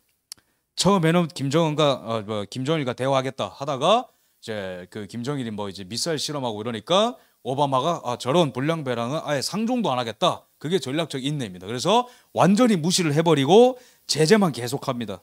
제재만 계속하고 북한이 이게 또 미사일 쏘든 상관하고 계속 제재만 하고 계속 제재를 받다 보면은 대화의 장에 나오겠지. 순진한 이제 구상이죠. 여기까지도 한계가 뭐냐면은 오바마 정부도 중국의 실체와 의도를 까맣게 모르고 있어요. 완전히 모르고 있습니다. 북한과 중국의 공생 관계를 전혀 눈뜨고 못 보는 거예요. 못 보고 있는 거예요. 북한만 제재하면 끝나겠지. 절대 안 그렇습니다. 음지에서 계속 줍니다. 살아날 수 있는 그 환경과 모든 자원들을. 그래서 이 김영삼, 김대중, 노무현, 이명박, 박근혜 정부에는 이 한계가 한국과 미국의 이 정부의 이 색깔이 계속 안 맞고 그죠? 계속 안 맞고 실제로 부시 정부 때는 이 노무현 대통령과 부시 정부 때의 이 관계는 거의 최악이었습니다. 기억을 하시겠지만. 그래서 너무 나빠져가지고 계속 미국과 조지 부시를 제국주의자로 낙인 찍어가지고 우리나라에 유례 없이 미국에 대한 인식이 가장 안 좋아졌을 때가 노무현 때입니다. 그래서 30%대까지 내려갔어요. 미국에 대한 인식이. 지금은 많이 올라가가지고 70%까지 올라갔는데 어쨌든 그런 일이 있었습니다. 한계가 이제 뚜렷하죠. 그래서 중국이라는 존재에 대해서 눈을 떠야 되는데 제가 거꾸로 누르고 있었네요. 죄송합니다.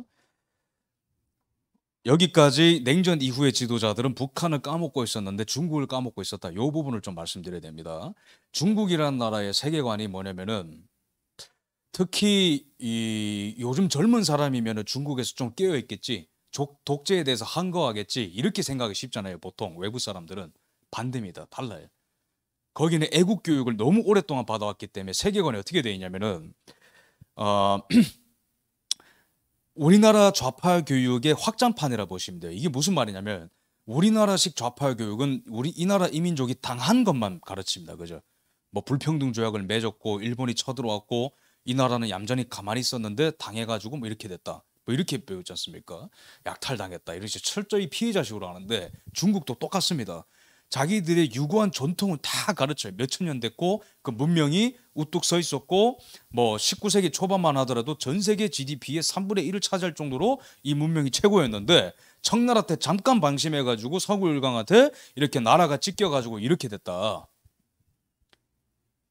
이 나라를 이렇게 만든 거에는 세 개의 악의 축이 있는데 첫 번째가 영국이고 두 번째가 일본이고 세 번째가 미국이다. 진짜 이렇게 가르칩니다. 그러니까 이 교육을 받은 사람들한테 뭐 어떤 게 세뇌가 되죠? 우리는 조금 서구 열강한테 펀치 날려도 돼. 이게 되는 거예요. 그리고 약소국들한테는 막 합니다. 실제로 이제 중국이 그런 식으로 다 세팅이 돼 있습니다. 근데 이 70년대 후반으로 돌아가면은 등소평이 이제 개혁 개방을 했습니다. 근데 80년대 후반에 등소평을 깜짝 놀라게 하는 사건이 일어났어요. 그게 바로 천안문 사태인데 천안문 사태 때 어떤 일이 났었냐? 중국 청년들이 그냥 민주화 운동한 게 아니라 미국 독립선언문을 들고 이렇게 운동하는 사람들이 있었어요. 그걸 보면서 등소평이 충격에 빠진 거예요. 중국 청년들이 미국 병에 옮았구나 이러면서 전적으로 완전히 제도적 차원에서 문화적 차원에서 암암리에 이 미국 병을 제거하는 자기들 말로 미국 병을 제거한다는 차원이지만 중국의 이런 이제 교육을 다 바꿉니다. 교육 아까 제가 말씀드린 그런 부분으로 그러면서 힘을 키웁니다. 힘을 키우되 절대로 서구가 중국을 의심하지 않도록 도강양해라는 전략을 씁니다. 힘을 숨긴 채로 그러니까 적에게 내 의도를 알리지 않은 채로 힘을 막 비축을 하는 것이죠. 그래서 여기에 70년대 80년대부터 중국과 미국 간의 이런 학술 교류 이런 것들이 막 시작이 되고요. 그 다음에 후진타오 같은 경우는 화평 굴기입니다. 조금씩 힘이 이제 많이 비축이 됐어요. 2000년대 이제 넘어갔으니까 힘이 많이 비축돼서 대만이나 어떤 문제, 중국의 사활적 이익에 대해서는 국제사회와 미국에게 당당히 얘기해라. 하지만 큰 분쟁은 피해라. 여기까지 전략이었습니다. 근데 시진핑의 전략은 대국 굴기입니다. 저게 뭐냐면은 중국이 당당하게 이제 최고 자리에 올라서는 그때를 바로 대국 굴기의 시점이라고 봅니다. 저기 제가 나오고 있는 화면이 가려서 이제 안 보이긴 보이네요. 100년의 마라톤이라는 책이 무슨 뜻이냐면은 중화인민공화국이 창건된 게 1949년이니까 이게 100년회를 맞는 2049년에는 중국이 전 세계를 다시 호령해야 된다라는 그 100년 대계를 중국 공산당 간부들이 다 공유하고 있다라는 겁니다. 그 기밀. 그래서 마이클 필스버리라고 하는 미국에 있는 대중국 전문가 몇 손가락 안에 드는 사람이 있는데 저 책을 쓰는데 이 사람이 이제 이 책의 특징이 뭐냐면은 이 사람 정말 중국 잘 아는 사람이고 중국에 오랫동안 체류했었던 사람입니다. 근데 이 사람의 책의 서문과 쭉 읽어보면 어떤 게 나와 있냐면은 후회를 해요. 갑자기 무슨 후회? 자기도 중국에 그렇게 오래 있었고 중국과 이렇게 오랫동안 교류했지만 몰랐다는 거예요. 저런 나라인지. 저런 의도를 갖고 있는지 몰랐다는 겁니다. 저런 대중국 전문가가 속았다라고 책을 썼는데 미국에 있는 대다수 사람들은 얼마나 속고 있을까요? 심각합니다. 그래서 뭐 이제 이런 얘기고, 그래서 중국의 야욕이 가장 이제 잘 드러나는 것은 일대일로라는 프로젝트죠. 이거는 제가 뭐 이미 유명한 개념이기 때문에 깊이 풀지는 않겠습니다만은 전 세계의 뭐 해상 루트와 육로를 다 연결해 가지고 중국의 소나기에 넣겠다, 그런 야욕입니다. 그리고 이 빨간 점들은 뭐냐면은 중국이 다 투자하고 있는 그런 땅들입니다. 대단하죠, 그죠? 아프리카는 왜 저렇게 많이 가 있을까요? 중국이 소비해야 되는 천연 자원이 저기 많습니다. 석유 나오죠, 구리 나오죠, 철광석 나오죠, 아연 나옵니다. 아프리카에 엄청 투자합니다. 광산 다 삽니다. 시추권 다 따냅니다. 그리고 이제 아프리카가 짓는 이런 이제 그 도로라든지 뭐 이렇게 다리라든지 이런 이제 설비, 이런 이제 건설을 하면은 중국이 돈을 막 대줍니다. 그런 나라에, 못 사는 나라에. 근데 그 돈을 못 갚잖아요. 그 땅을 중국 걸로 뺏어갑니다. 스리랑카가 거기에 당했어요. 스리랑카는 인도 바로 밑에 있는 자그마한 섬 같은 나라인데 거기에 한 항구, 한반토타라는 항구가 뺏겼어요, 중국한테. 그렇게 군사기지를 늘려가는 겁니다. 여러 가지 목적이 있어요. 두 번째, 호주는 중국과 무슨 관련이? 저기도 중국이 소비하는 천연 액화가스 그리고 철강석 이런 게 호주랑 많이 나옵니다. 러시아, 이란, 베네수엘라 여기는 석유 만드는 데죠. 석유 막 나옵니다. 미국과 유럽은 중국이 많이 수출하는 국가들입니다. 돈을 달러를 많이 벌어오죠. 한국과 일본은 반도체를 이제 그 중국한테 수출을 합니다. 이걸 다 요약하면은 중국이 세계의 중심이 된 거예요. 금융적으로, 자원적으로, 제조업적으로, 일자리적으로 다 이게 모든 나라가 중국과 관계를 단절하기에는 너무나 먼 길을 걸어온 게 바로 2020년의 현재이자 트럼프 대통령이 중국을 전 세계 시장으로부터 해체시키고 왕따시키려는 목적이 바로 저기 있습니다. 중국의 이제 영향력은 상상을 초월하는데 중요한 문제제기가 있습니다. 이런 나라가 이렇게 발전하는데 미국이 그럼 왜 이때까지 기다려줬는가? 그거는 단순한 믿음입니다. 경제 시장이 개방이 되고 돈이 들어가게 되면은 거기에 자유가 따라오게 되고 그 다음에 체제가 민주주의가 될 것이다. 전형적으로 이제 미국이 이론적으로 그려놓은 그 프로세스, 조지 허버트 워커 부시가 그려놓은 그 세계관, 단순한 세계관, 거기에 따르면은 중국이 몇십 년 전에 민주주의가 됐었어야 되는데 절대 그러지가 않죠.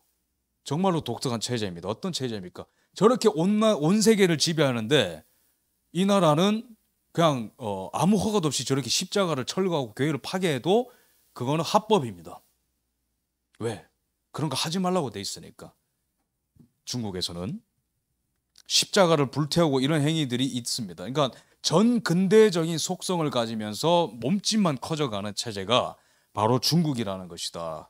여기에 대해서 우리 기독교인들은 굉장히 조금 현실적인 관점을 좀 가지면서 동시에 또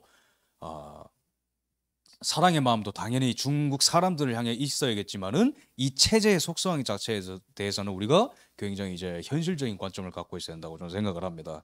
그래서 이런 체제다. 이거는 뭘까요? 이렇게 머리띠를 두르고 있는데 노란색 점이 있죠, 그죠? 아이들한테 중국입니다. 근데 저기 제 앞에 앉아 있는 아이에게는 빨간 점이 들어와 있어요. 저게 뭐냐면은 뇌파를 감지하는 머리띠인데 AI가 이제 있는 머리띠인데 집중을 못하고 있는 아이의 머리띠는 빨간색 불이 들어와요. 더 충격적인 건 뭔지 아세요? 저게 실시간으로 부모한테 전송이 됩니다. 뇌파가. 기술 발전하면 됩니까? 나라가 자유가 옵니까? 절대 안 그렇습니다. 누구 손에 그 기술이 붙들렸냐가 너무 중요합니다. 중국이라는 나라는 여전히 인간에 대한 해석이 기독교적인 관점과 너무 멀어요. 그죠? 인간을 인간으로 안 봅니다. 존엄한 존재로 안 봅니다. 자유의지를 갖고 있는 하나님의 형상으로 안 봅니다. 그 결과예요. 단순합니다. 여전히 이런 일이 일어나고 있다는 거. 그래서 트럼프의 전략은 이런 나라가 전 세계를 석권하고 미국의 뭐 군사 기밀, 최첨단 기술 다 가져가고 CIA, FBI 이런 데 다 첩자 보내고 중국 근처에 이렇게 막 군사 보내고 이란, 베네수엘라 통해서 북한 통해서 미국을 이제 협박하고 안보를 위협하고 이런 거 이제 그만. 그럼 어떻게 해야 될까? 중국이 제일 무서워하는 거. 주변국들이 자신의 적이 되는 거. 그거 첫 번째입니다. 그래서 저기 주변에 빨간 그 색이 돼 있는데 전통적으로 미국과 적이었던 국가들이 저런 나라들을 다 손으로 뒤집어서 중국이 미국을 노리는 칼날로 이렇게 갖고 있었던 거를 거꾸로 지고 트럼프가 중국을 겨누는 칼로 바꿔버리는 거예요. 저런 것들을. 그죠? 전통적인 외교판을 뒤집어 버리는 겁니다.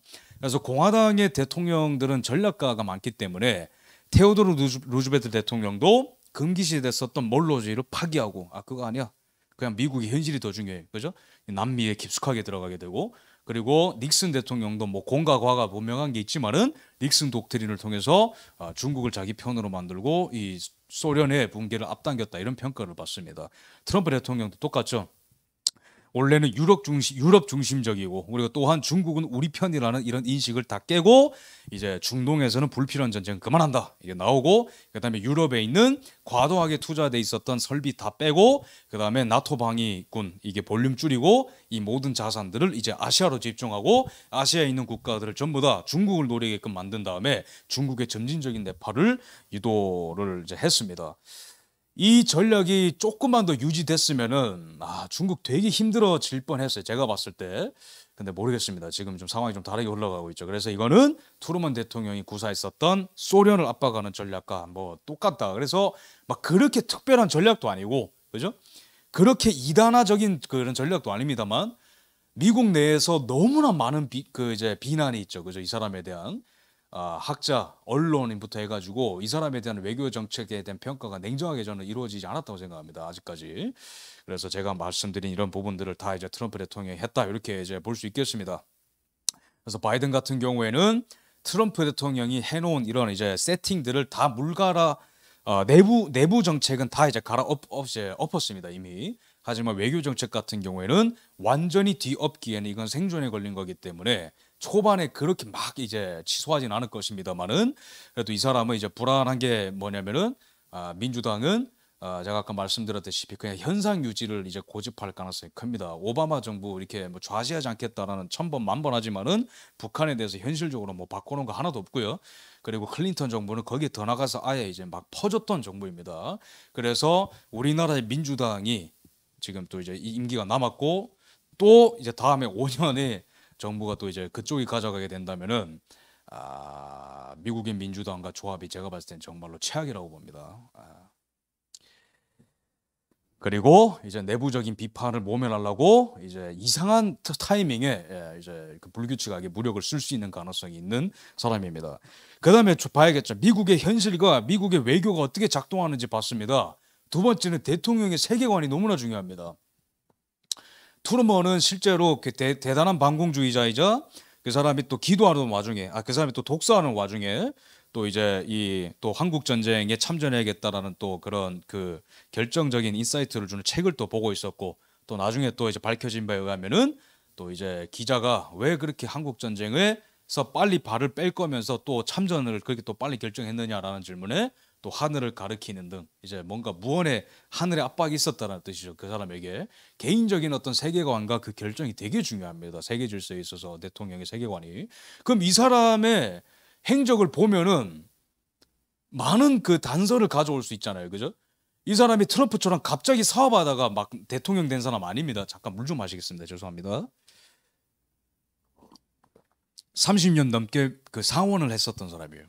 그 수많은 외교 결정에 대해서 상원으로서 찬성하고 반대했던 것들이 있습니다.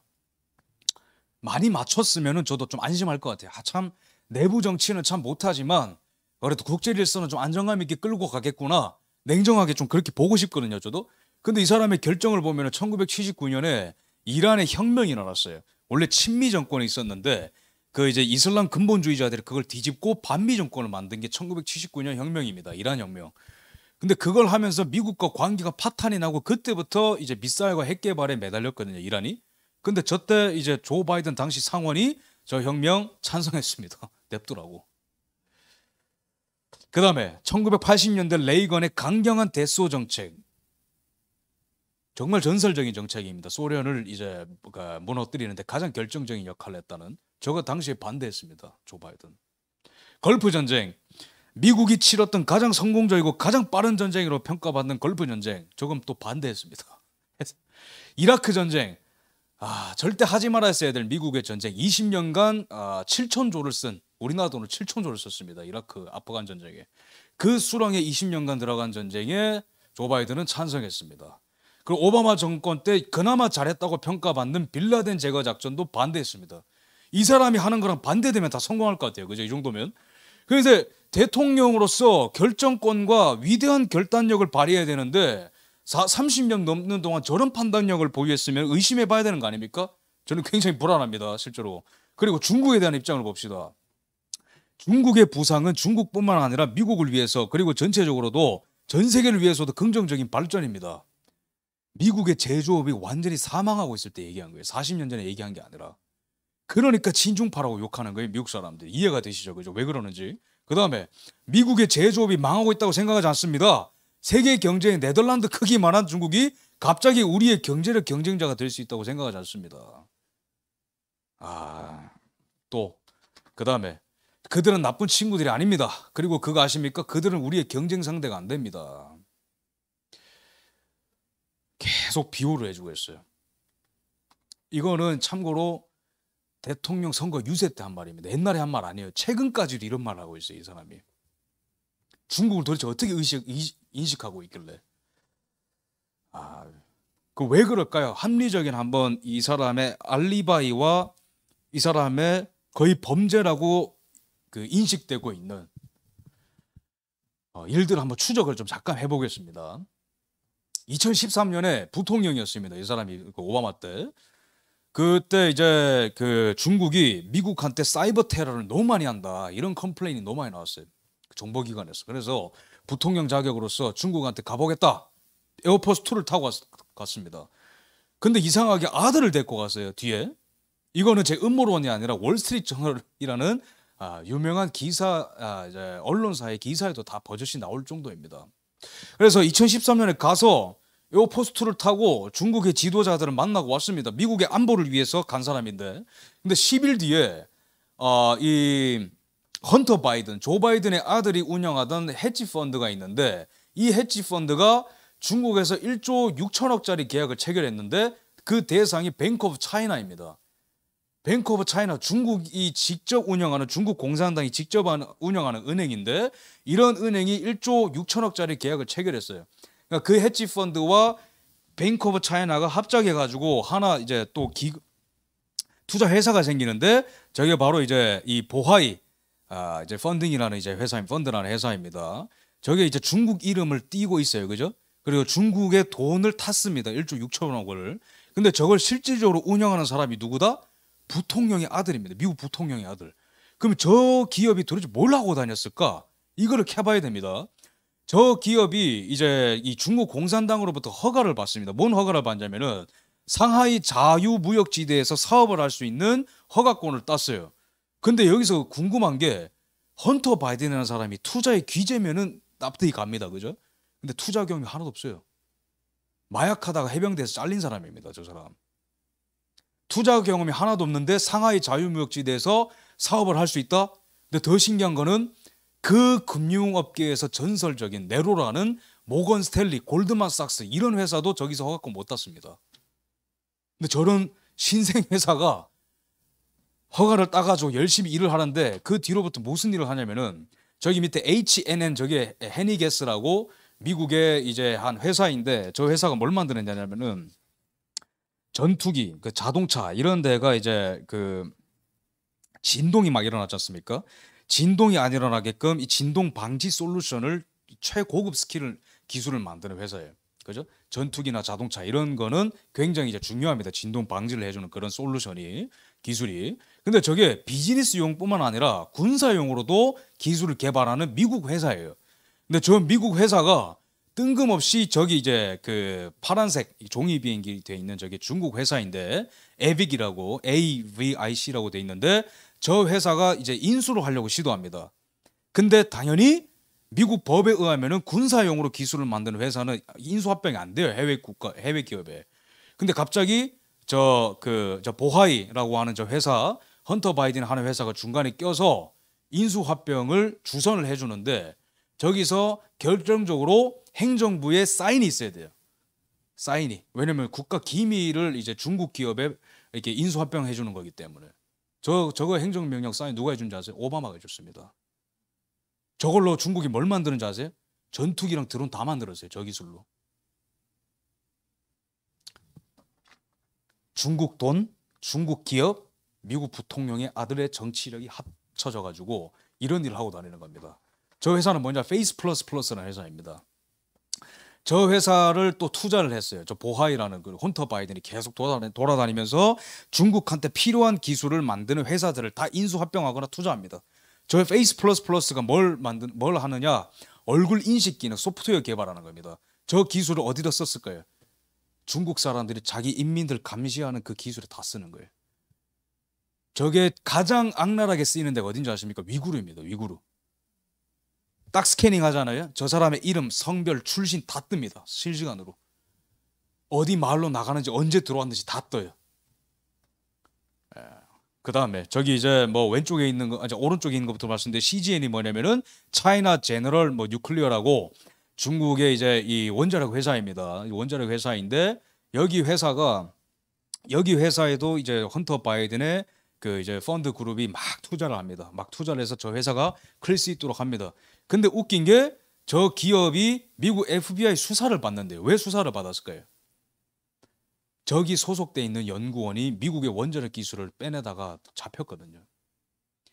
그런 미국의 원자력 기술을 빼내는 회사한테 투자를 막 합니다. 클 수 있도록. 미국의 원자력이 빠져나가는 그 일을 미국 부통령 아들이 뒤에서 저렇게 하고 있는 거예요. 저 왼쪽에 있는 게 뭐냐면은 몰리브데넘이라고 희귀 물질이 있어요. 그죠? 이게 이제 뭐냐면은 철의 강도를 높여주고 철, 그 다음에 고온에도 이 철의 강도가 유지되도록 잡아주고 또 철이 잘 늘어나지 않게끔 이 뭐랄까요, 이 석탄 업계의 다이아몬드라 불리는 이런 물질이 있습니다. 몰리브데넘이라고.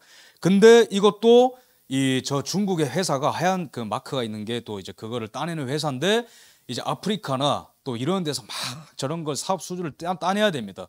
이때 필요한 게 또 정치력이에요. 이때 헌터 바이든이 이 부통령의 아들로서 얼굴 마담으로서 그 계약을 다 따내줍니다. 근데 이것도 또한 중국의 군사 기술에 다 쓰이는 거예요.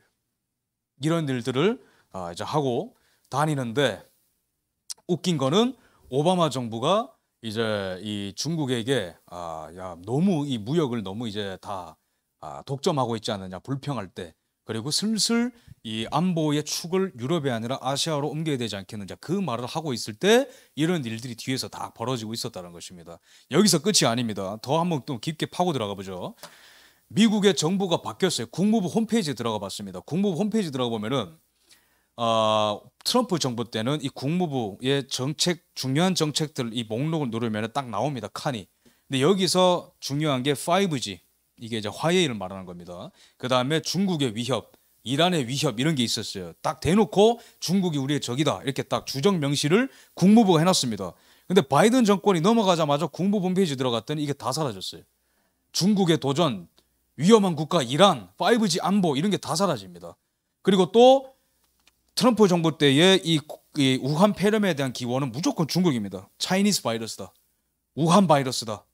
근데 바이든 정권 때는 그거 인종차별이니까 하지 말라고 했습니다. 코로나 바이러스라고 정확하게 하라고.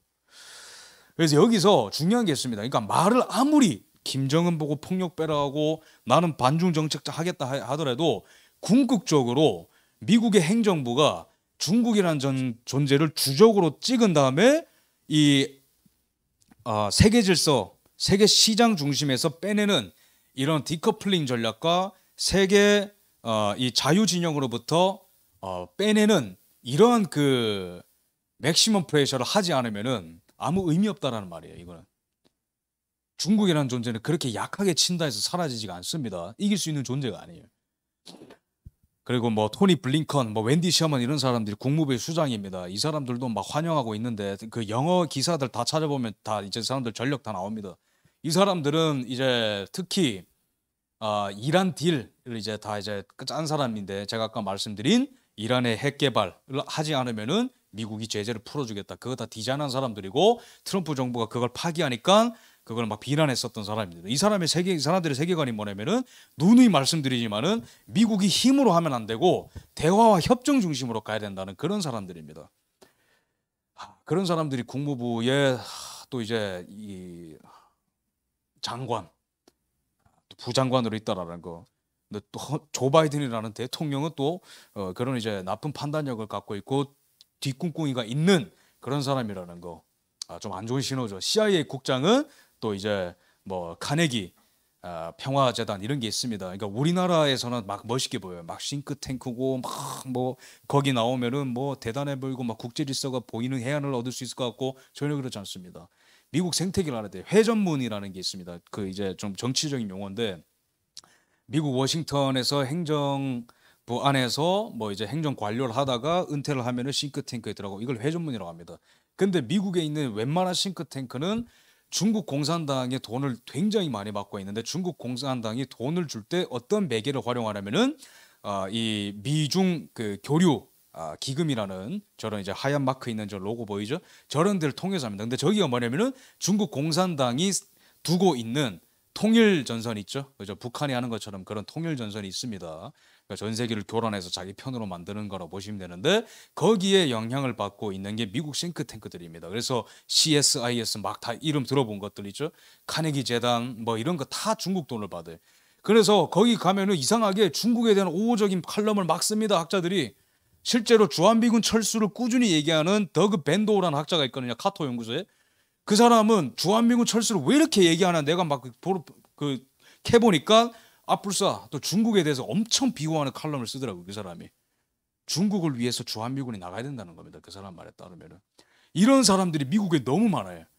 공화당의 수장, 상원 수장이라고 하는 미치 매코넬 이 사람도 다 친중파입니다. 뭐 부인도 중국인이고 이거는 뭐 제가 방송에서 말한 게 있으니까. 근데 이제 저 카네기 재단의 이사장이었던 사람이 지금 CIA 국장이다. CIA 국장 심각하죠. 더 심각한 거는 이제 국무부에 실무자들이 있습니다. 그러니까 장관, 국무부 장관은 얼굴 마담이고 그 밑에 있는 사람 중간급이고 그 차관, 그다음에 군축 담당 차관 이런 사람들 역할이 되게 중요합니다. 그래서 이 사람들이 실제적으로 그 나라의 현실을 다 캐치해서 자료 정리한 다음에 위에 보고하는 거예요. 그래서 존 볼턴이 이제 군축 담당 차관이었습니다. 조지 부시 때. 이 사람이 보니까 계속 대량 살상 무기가 있다라는 거예요. 이라크에. 그거 믿고 들어간 겁니다. 근데 나중에 보니까 없었잖아요. 그런 만큼 중요한 위치인데 저기 있는 사람이 보니 젠킨스라는 이제 저 흑인 여성이 국무부에 이 군축 차관으로 이제 됐습니다. 지명이 됐는데 저 사람의 세계관을 보면은 저 사람이 이제 이 북한에 대해서 어떤 관점을 갖고 있느냐가 또 되게 중요합니다. 이 사람의 세계관을 보니까 제가 좀 서치를 보니까 양력이 좀 이상한 거예요. 저 사람의 양력이 뭔지 아세요? 세계 평화와 안보를 위한 유색 여성들이라는 단체를 만들었어요. 이게 뭘까요 도대체? 왜 세계 평화 안보에 유색 여성들이 모여야 되는 거지 따로? 다 같이 좀 작전을 짜면 안 되나요? 짜보니까 이게 딱 PC주의로 만든 거예요. 단체를. 이게 뭘까요? 제가 한번 읽어볼까요? 우리는 제가 읽겠습니다. 우리는 글로벌 이슈들이 다양한 관점을 요구한다고 믿습니다. 이거 되게 무서운 문장입니다. 미국에서 이 PC 그런 이제 학풍을 아는 사람들은 딱 섬찟할 거예요. 저거 정말 위험하다. 미국 지금 PC 좌파들이 갖고 있는 세계관이 뭔지 아세요? 백인 남성들이 이때까지 세계 질서를 주도했기 때문에 전쟁이 이렇게 많이 나는 거다. 딱 이렇게 세팅되어 있습니다. 이거 장난 아닙니다. 진짜로 그렇습니다. 그래서 제가 이제 미국 논문 같은 거 찾아보면은 요새 어떤 논문 같은 게 있냐면은 전 세계에 여성 지도자들이 많을 때 전쟁이 덜 일어나는 이런 거에 대한 연구 뭐 이런 게 있어요. 남성적이고 백인이면서 동시에 기득권이면 전쟁이 더 많이 일어난다. 왜? 이들이 인디안을 잡아 죽였고 이들이 이 흑인을 노예로 잡았으니까. 똑같다. 저 사람의 그 대안은 뭔지 아세요? 여성이고 유색인종이면 좀 더 낫다는 거예요. 세계 질서가. 저런 세계관으로 세상을 봅니다. 저런 사람들이. 그러니까 저런 이제 단체를 이제 만든 거예요. 그러니까 국가 안보에 대해서 관심 있고 국제 질서에 대해서 관심 있고 활약하고 싶은 여성이면서 유색인종은 다 모여라 이런 겁니다. 근데 더 위험한 거는 이 사람의 대북 관점이에요. 미국에서 활동하고 있는 크리스틴 안이라고 하는 이 종북 좌파 이 활동가가 있습니다. 여성 활동가. 이 사람이 막 뭐 로비도 하고 단체를 많이 만들어요. 미국에 나가 있는 이 한국계 여성들을 모아서 야 전쟁 그만해야 되고 평화 프로세스 하고 북한한테 모든 걸 줘라 그런 걸 이제 로비하는 애들이 있습니다. 여자애들이. 그런 단체랑 어울리는 사람이 바로 저 사람입니다. 보니 젠킨스. 가가지고 연설하고 막 그럽니다. 그럼 발언도 똑같이 나올까 한번 볼까요? 저 사람이 쓴 칼럼을 제가 보니까 이런 말합니다. 미국은 반드시 남한의 제안을 지지하고, 문재인의 그 제안을 말하는 겁니다. 긴장을 해소하고 신뢰를 취한 토대를 구축하려면 더 절제되고 포괄적인 정책을 수용해야 된다. 공식적인 한국전쟁 종전을 의미하는 평화협정은 한반도 비핵화 노력을 위한 미국의 노력에 이익이 될 것이다. 남한 정부가 평화 프로세스를 주장하면은 그거를 캐치를 해서 먼저 일단은 전쟁이 끝났다고 선언을 해야 북한이 무장 해제를 할 것이고 평화가 온다. 딱 그 생각 아닙니다. 이래도 안심할 수 있나요? 바이든이 됐으니까 괜찮나요? 굉장히 위험합니다. 케미스트리가 너무 안 좋아요. 지금 이 나라 정부와. 그렇게 되지 않길 바랄 뿐입니다. 저는. 그 미국에 살아있는 그 생명, 이게 전투력이 살아있는 사람들과 제도가 그거를 좀 막아주길 바랄 뿐이에요. 제가 시간이 많이 오버됐기 때문에 PPT가 좀 많이 남았긴 했는데 딱 요거로 이제 정리하고 오늘 마치겠습니다. 시간이 늦었기 때문에요. 이거는 미국 외부적인 불안 요소를 제가 말씀드렸습니다. 내부도 지금 장난이 아니에요. 미국 내부가 지금 어떻게 되고 있냐면은 이민자들한테 시민권 주겠다. 1,100만 명한테 영주권 주겠다. 그래서 지금 미국 그 텍사스랑 멕시코 국경에서 어떤 일이 일어나고 있는지 아세요? 매일 3,000명이 체포가 되고 있어요. 불법 입국한다고. 중남미에서 이제 조 바이든이 됐다 이러니까 불법 이민자들이 미국에 들어오려고 막 올라옵니다. 차 타고. 경찰과 군인들이 못 막아요. 이거의 문제점은 여기서 끝나는 게 아닙니다. 조 바이든은 뭘 또 공약으로 내건 적이 있냐면 불법 이민자들도 인구 통계에 포함시켜버리겠다. 이게 얼마나 위험한지 아세요? 인구에 비례해서 미국은 선거인단 숫자도 늘어나고 하원 숫자도 늘어납니다. 근데 미국의 30년간의 투표 역사를 보면은 미국 민주당이 인구수로 하면은 항상 대통령 선거 다 이겼습니다. 2번 빼고. 그러니까 자신감이 있는 거예요. 불법 이민자들 다 넣어주는 거예요. 복지 주는 겁니다. 미국인들의 세금으로 복지 주는 겁니다. 참고로. 이런 위험한 짓을 하니까 트럼프 대통령이 세워놓은 그 장벽도 이제 건설 안 하겠대요. 중단시키겠답니다. 다 들어오겠죠 이제. 미국의 체크 앤 밸런스가 완전히 위협받고 있는 거예요. 그냥 이민 문제가 아니라. 그 다음에 선거 인단이 아니라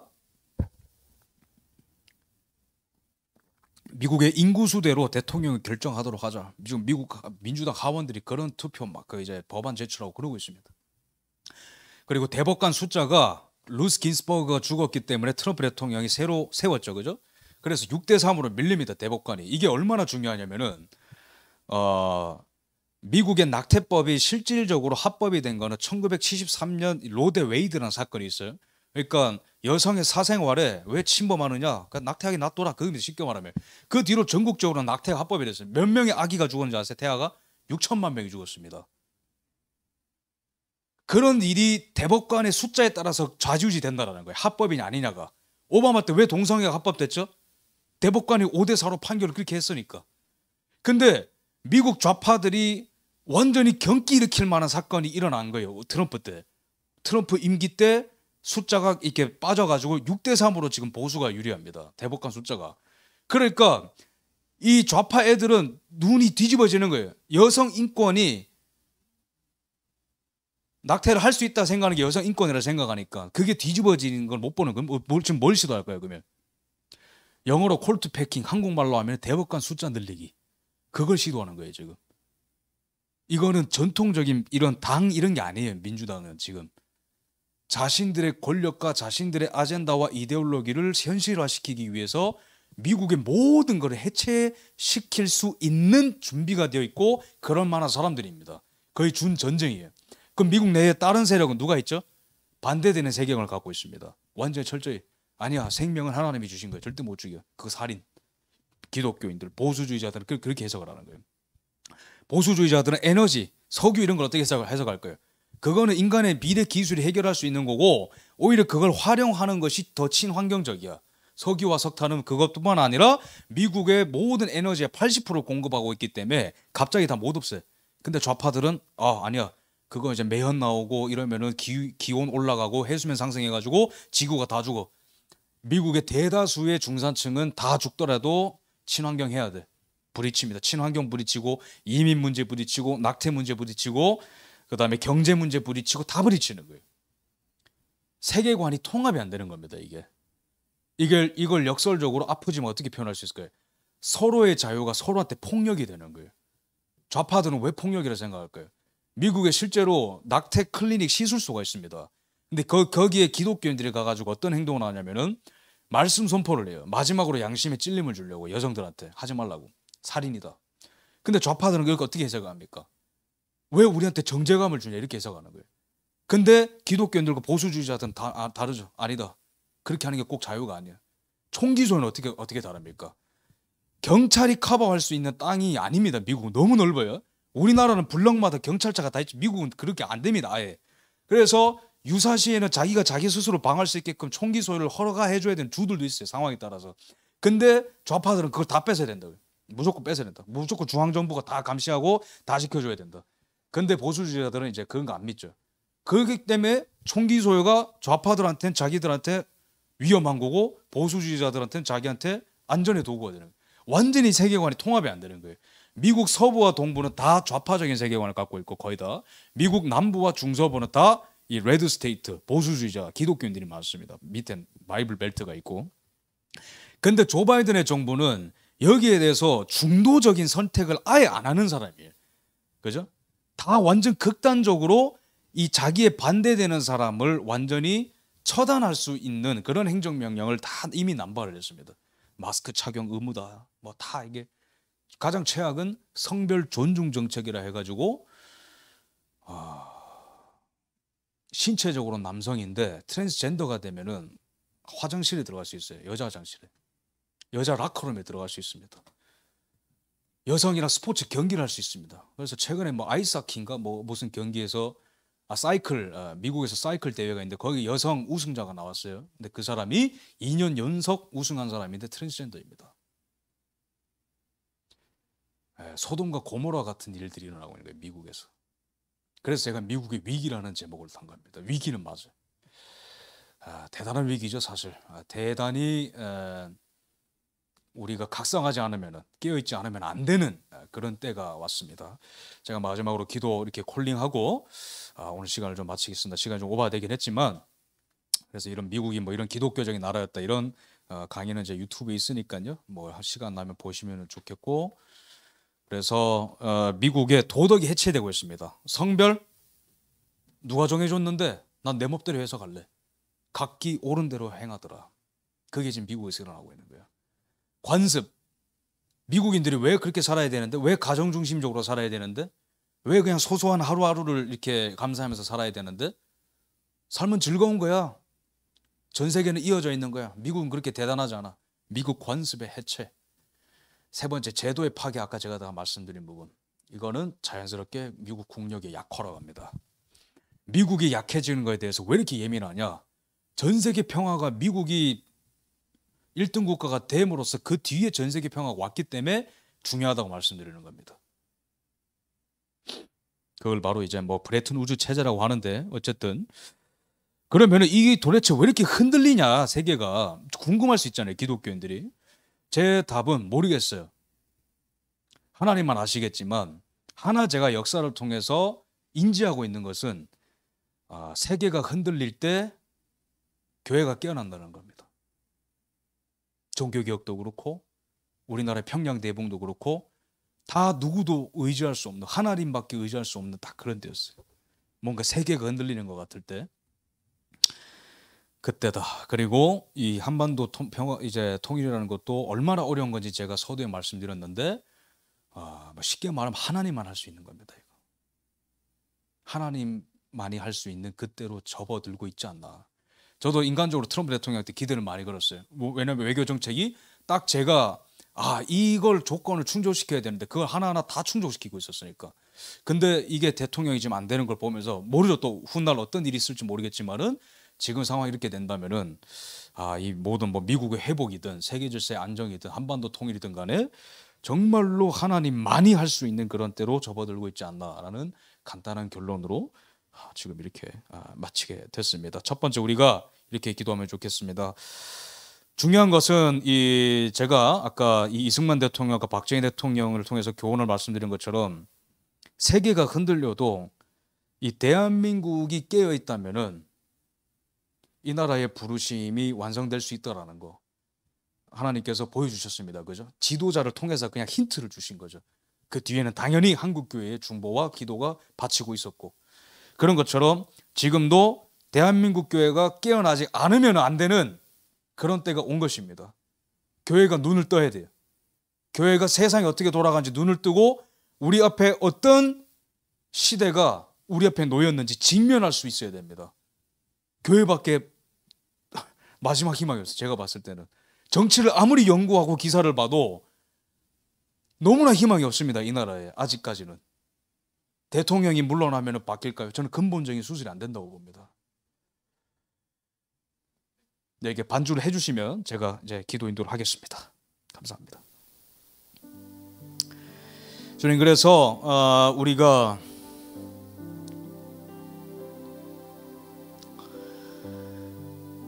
이 시대가 어떻게 흘러가고 있는지 이렇게 봤는데, 주님, 그렇습니다. 우리 미국 교회도 중요하겠지만 정말로 이 자유의 마지막 보루라고 할 수 있는 자유의 생명을 공급하는 그리스도의 몸된 교회라고 할 수 있는 이 한국 교회가 정말 이제는 뒤가 없구나. 정말로 이제는 하나님과 우리밖에 없구나. 이 남겨진 자들의 기도밖에 없구나. 하나님 이러한 때로 접어들고 있는 것을 봅니다. 하지만 또 희망을 또 봅니다.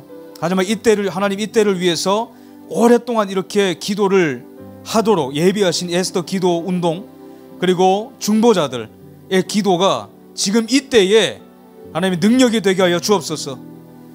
하나님, 이 나라 이 민족 어둠의 터널을 지나고 있는 것 같지만 하나님 손 붙들며 전진하게 하여 주옵소서.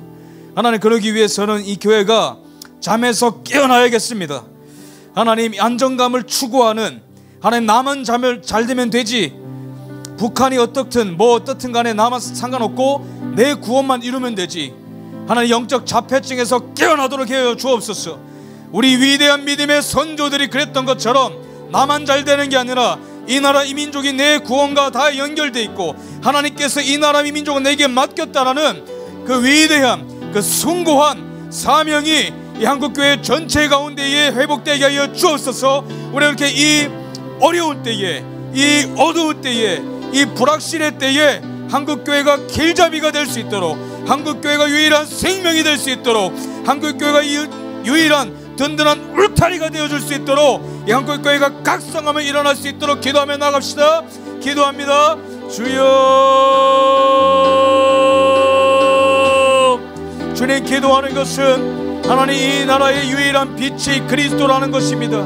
그것을 믿는 자들이 있다는 것입니다.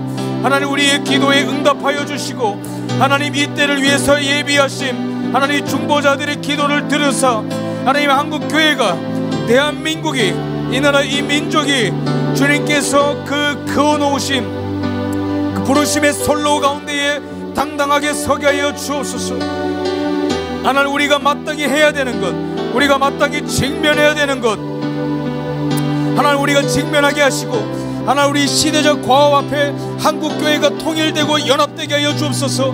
공의를 간직하되 하나님 우리 한국교회가 마땅히 함께 싸워야 하는 그 아젠다에 대해서 연합되게 하여 주옵시며 하나님, 그리고 이 나라의 위기의식을 통감할 수 있도록 하나님 각 교회 하나님 우리 목회자분들을 또 흔들어 깨워주시고 하나님 그 무엇보다 우리 한 사람 한 사람이 위대한 하나님 하늘 보좌를 움직일 수 있는 그런 중보자들로 일어나게 하여 주옵소서. 주여,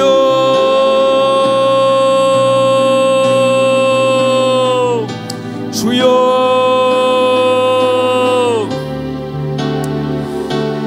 주님, 그렇습니다. 이 어려운 때에 우리가 두 번째로 우리가 좀 이렇게 기도하면 좋겠는데 이렇게 뭔가 이 통일이 먼 것 같이 느껴지는 이때, 하지만 이것도 모두 인간적인 판단일 수 있습니다. 하나님, 오직 하나님만이 이 통일의 키를 쥐고 계신데 하나님, 이때 우리가 낙담하지 않고 더욱더 이 한반도 전체에 있는 한민족이 통일을 위해서 기도하는 이 불길이 끊이지 않게 하여 주옵소서. 우리 북한에 있는 동포들이나 하나님 이 남한에 있는 통일을 위해서 기도하는 자들이나 절대로 낙담하지 않고 통일을 염원하는 그런 기도를 쉬지 않게 하여 주옵소서. 하나님 많은 국민들이 하나님 이 나라의 위기를 느끼고 하나님 누군가를 비판하는 것, 그것을 넘어서 하나님 이 대한민국 국민들이 한국교회의 각성을 이어받아서 하나님 미국 국민들처럼 하나님 그 자유 시민들처럼 각성하면서 일어나게 하여 주옵소서. 하나님 이 나라 이 민족이 한국 전쟁 때 하나님 통일이 아니면 죽음을 달라 외쳤던 만큼 한때 전체적으로 이 나라가 통일을 염원했던 적이 있었는데 하나님 그러한 부흥이 이 나라에 다시 있게 하여 주옵소서. 하나님 다시 한번 회복을 열망하는 국민성을 허락하여 주옵소서. 교회만 깨어날 뿐만 아니라 이 나라의 민족 전체가 깨어나게 하여 주옵소서. 하나님 이 나라 이 민족이 다시 한번 뜨겁게 달가 하나님이 주시는 성령의 불 가운데 뜨거워질 수 있도록 하나님 이 나라 전체에 하나님의 영광의 빛이 미칠 수 있도록 이 나라 전체의 각성을 위해서 우리가 다시 한번 기도하며 나아가면 좋겠습니다. 기도합니다. 주여, 하나님이 어묵하고 차가운 이때에 하나님 이북 땅에 있는 우리 동포들 하나님 보살펴 주시고 그들을 위로하여 주시고 그들의 심령 가운데 방문하여 주시고 새로운 희망과 용기를 불어넣어 주시고 하나님 대한민국 땅의 통일을 위해서 기도했던 자들 하나님 지치지 않게 힘과 하나님 모든 힘을 공급하여 주시며 그들과 함께하여 주시며 하나님 우리들의 기도가 하나가 되게 하시며 이럴 때일수록 더욱더 연합하게 하시며 더 많은 중보자들이 일어나게 하시며 이 나라 위기에 눈을 뜨는 국민들이 있게 하시며 이 나라의 근본적인 문제에 눈을 뜨는 국민들이 있게 하여 주옵시며 하나님 그래서 또한 하나님을 경외할 줄 아는 하나님을 두려워할 줄 아는 정치인들과 지도자들이 일어나게 하여 주옵시며 하나님 이 나라의 전반위적인 하나님 이 나라의 전체적인 하나님을 경외하는 영이 회복되게 하여 주옵소서. 이 나라 이 민족 불쌍히 여겨주시고 하나님 이 마지막 때에 주님 오시기 전에 하나님 주님이 주신 그 사명을 따라 쓰임받는 민족 될 수 있도록 하나님 이 나라의 민족 다시 한번 기회를 주옵소서. 주여,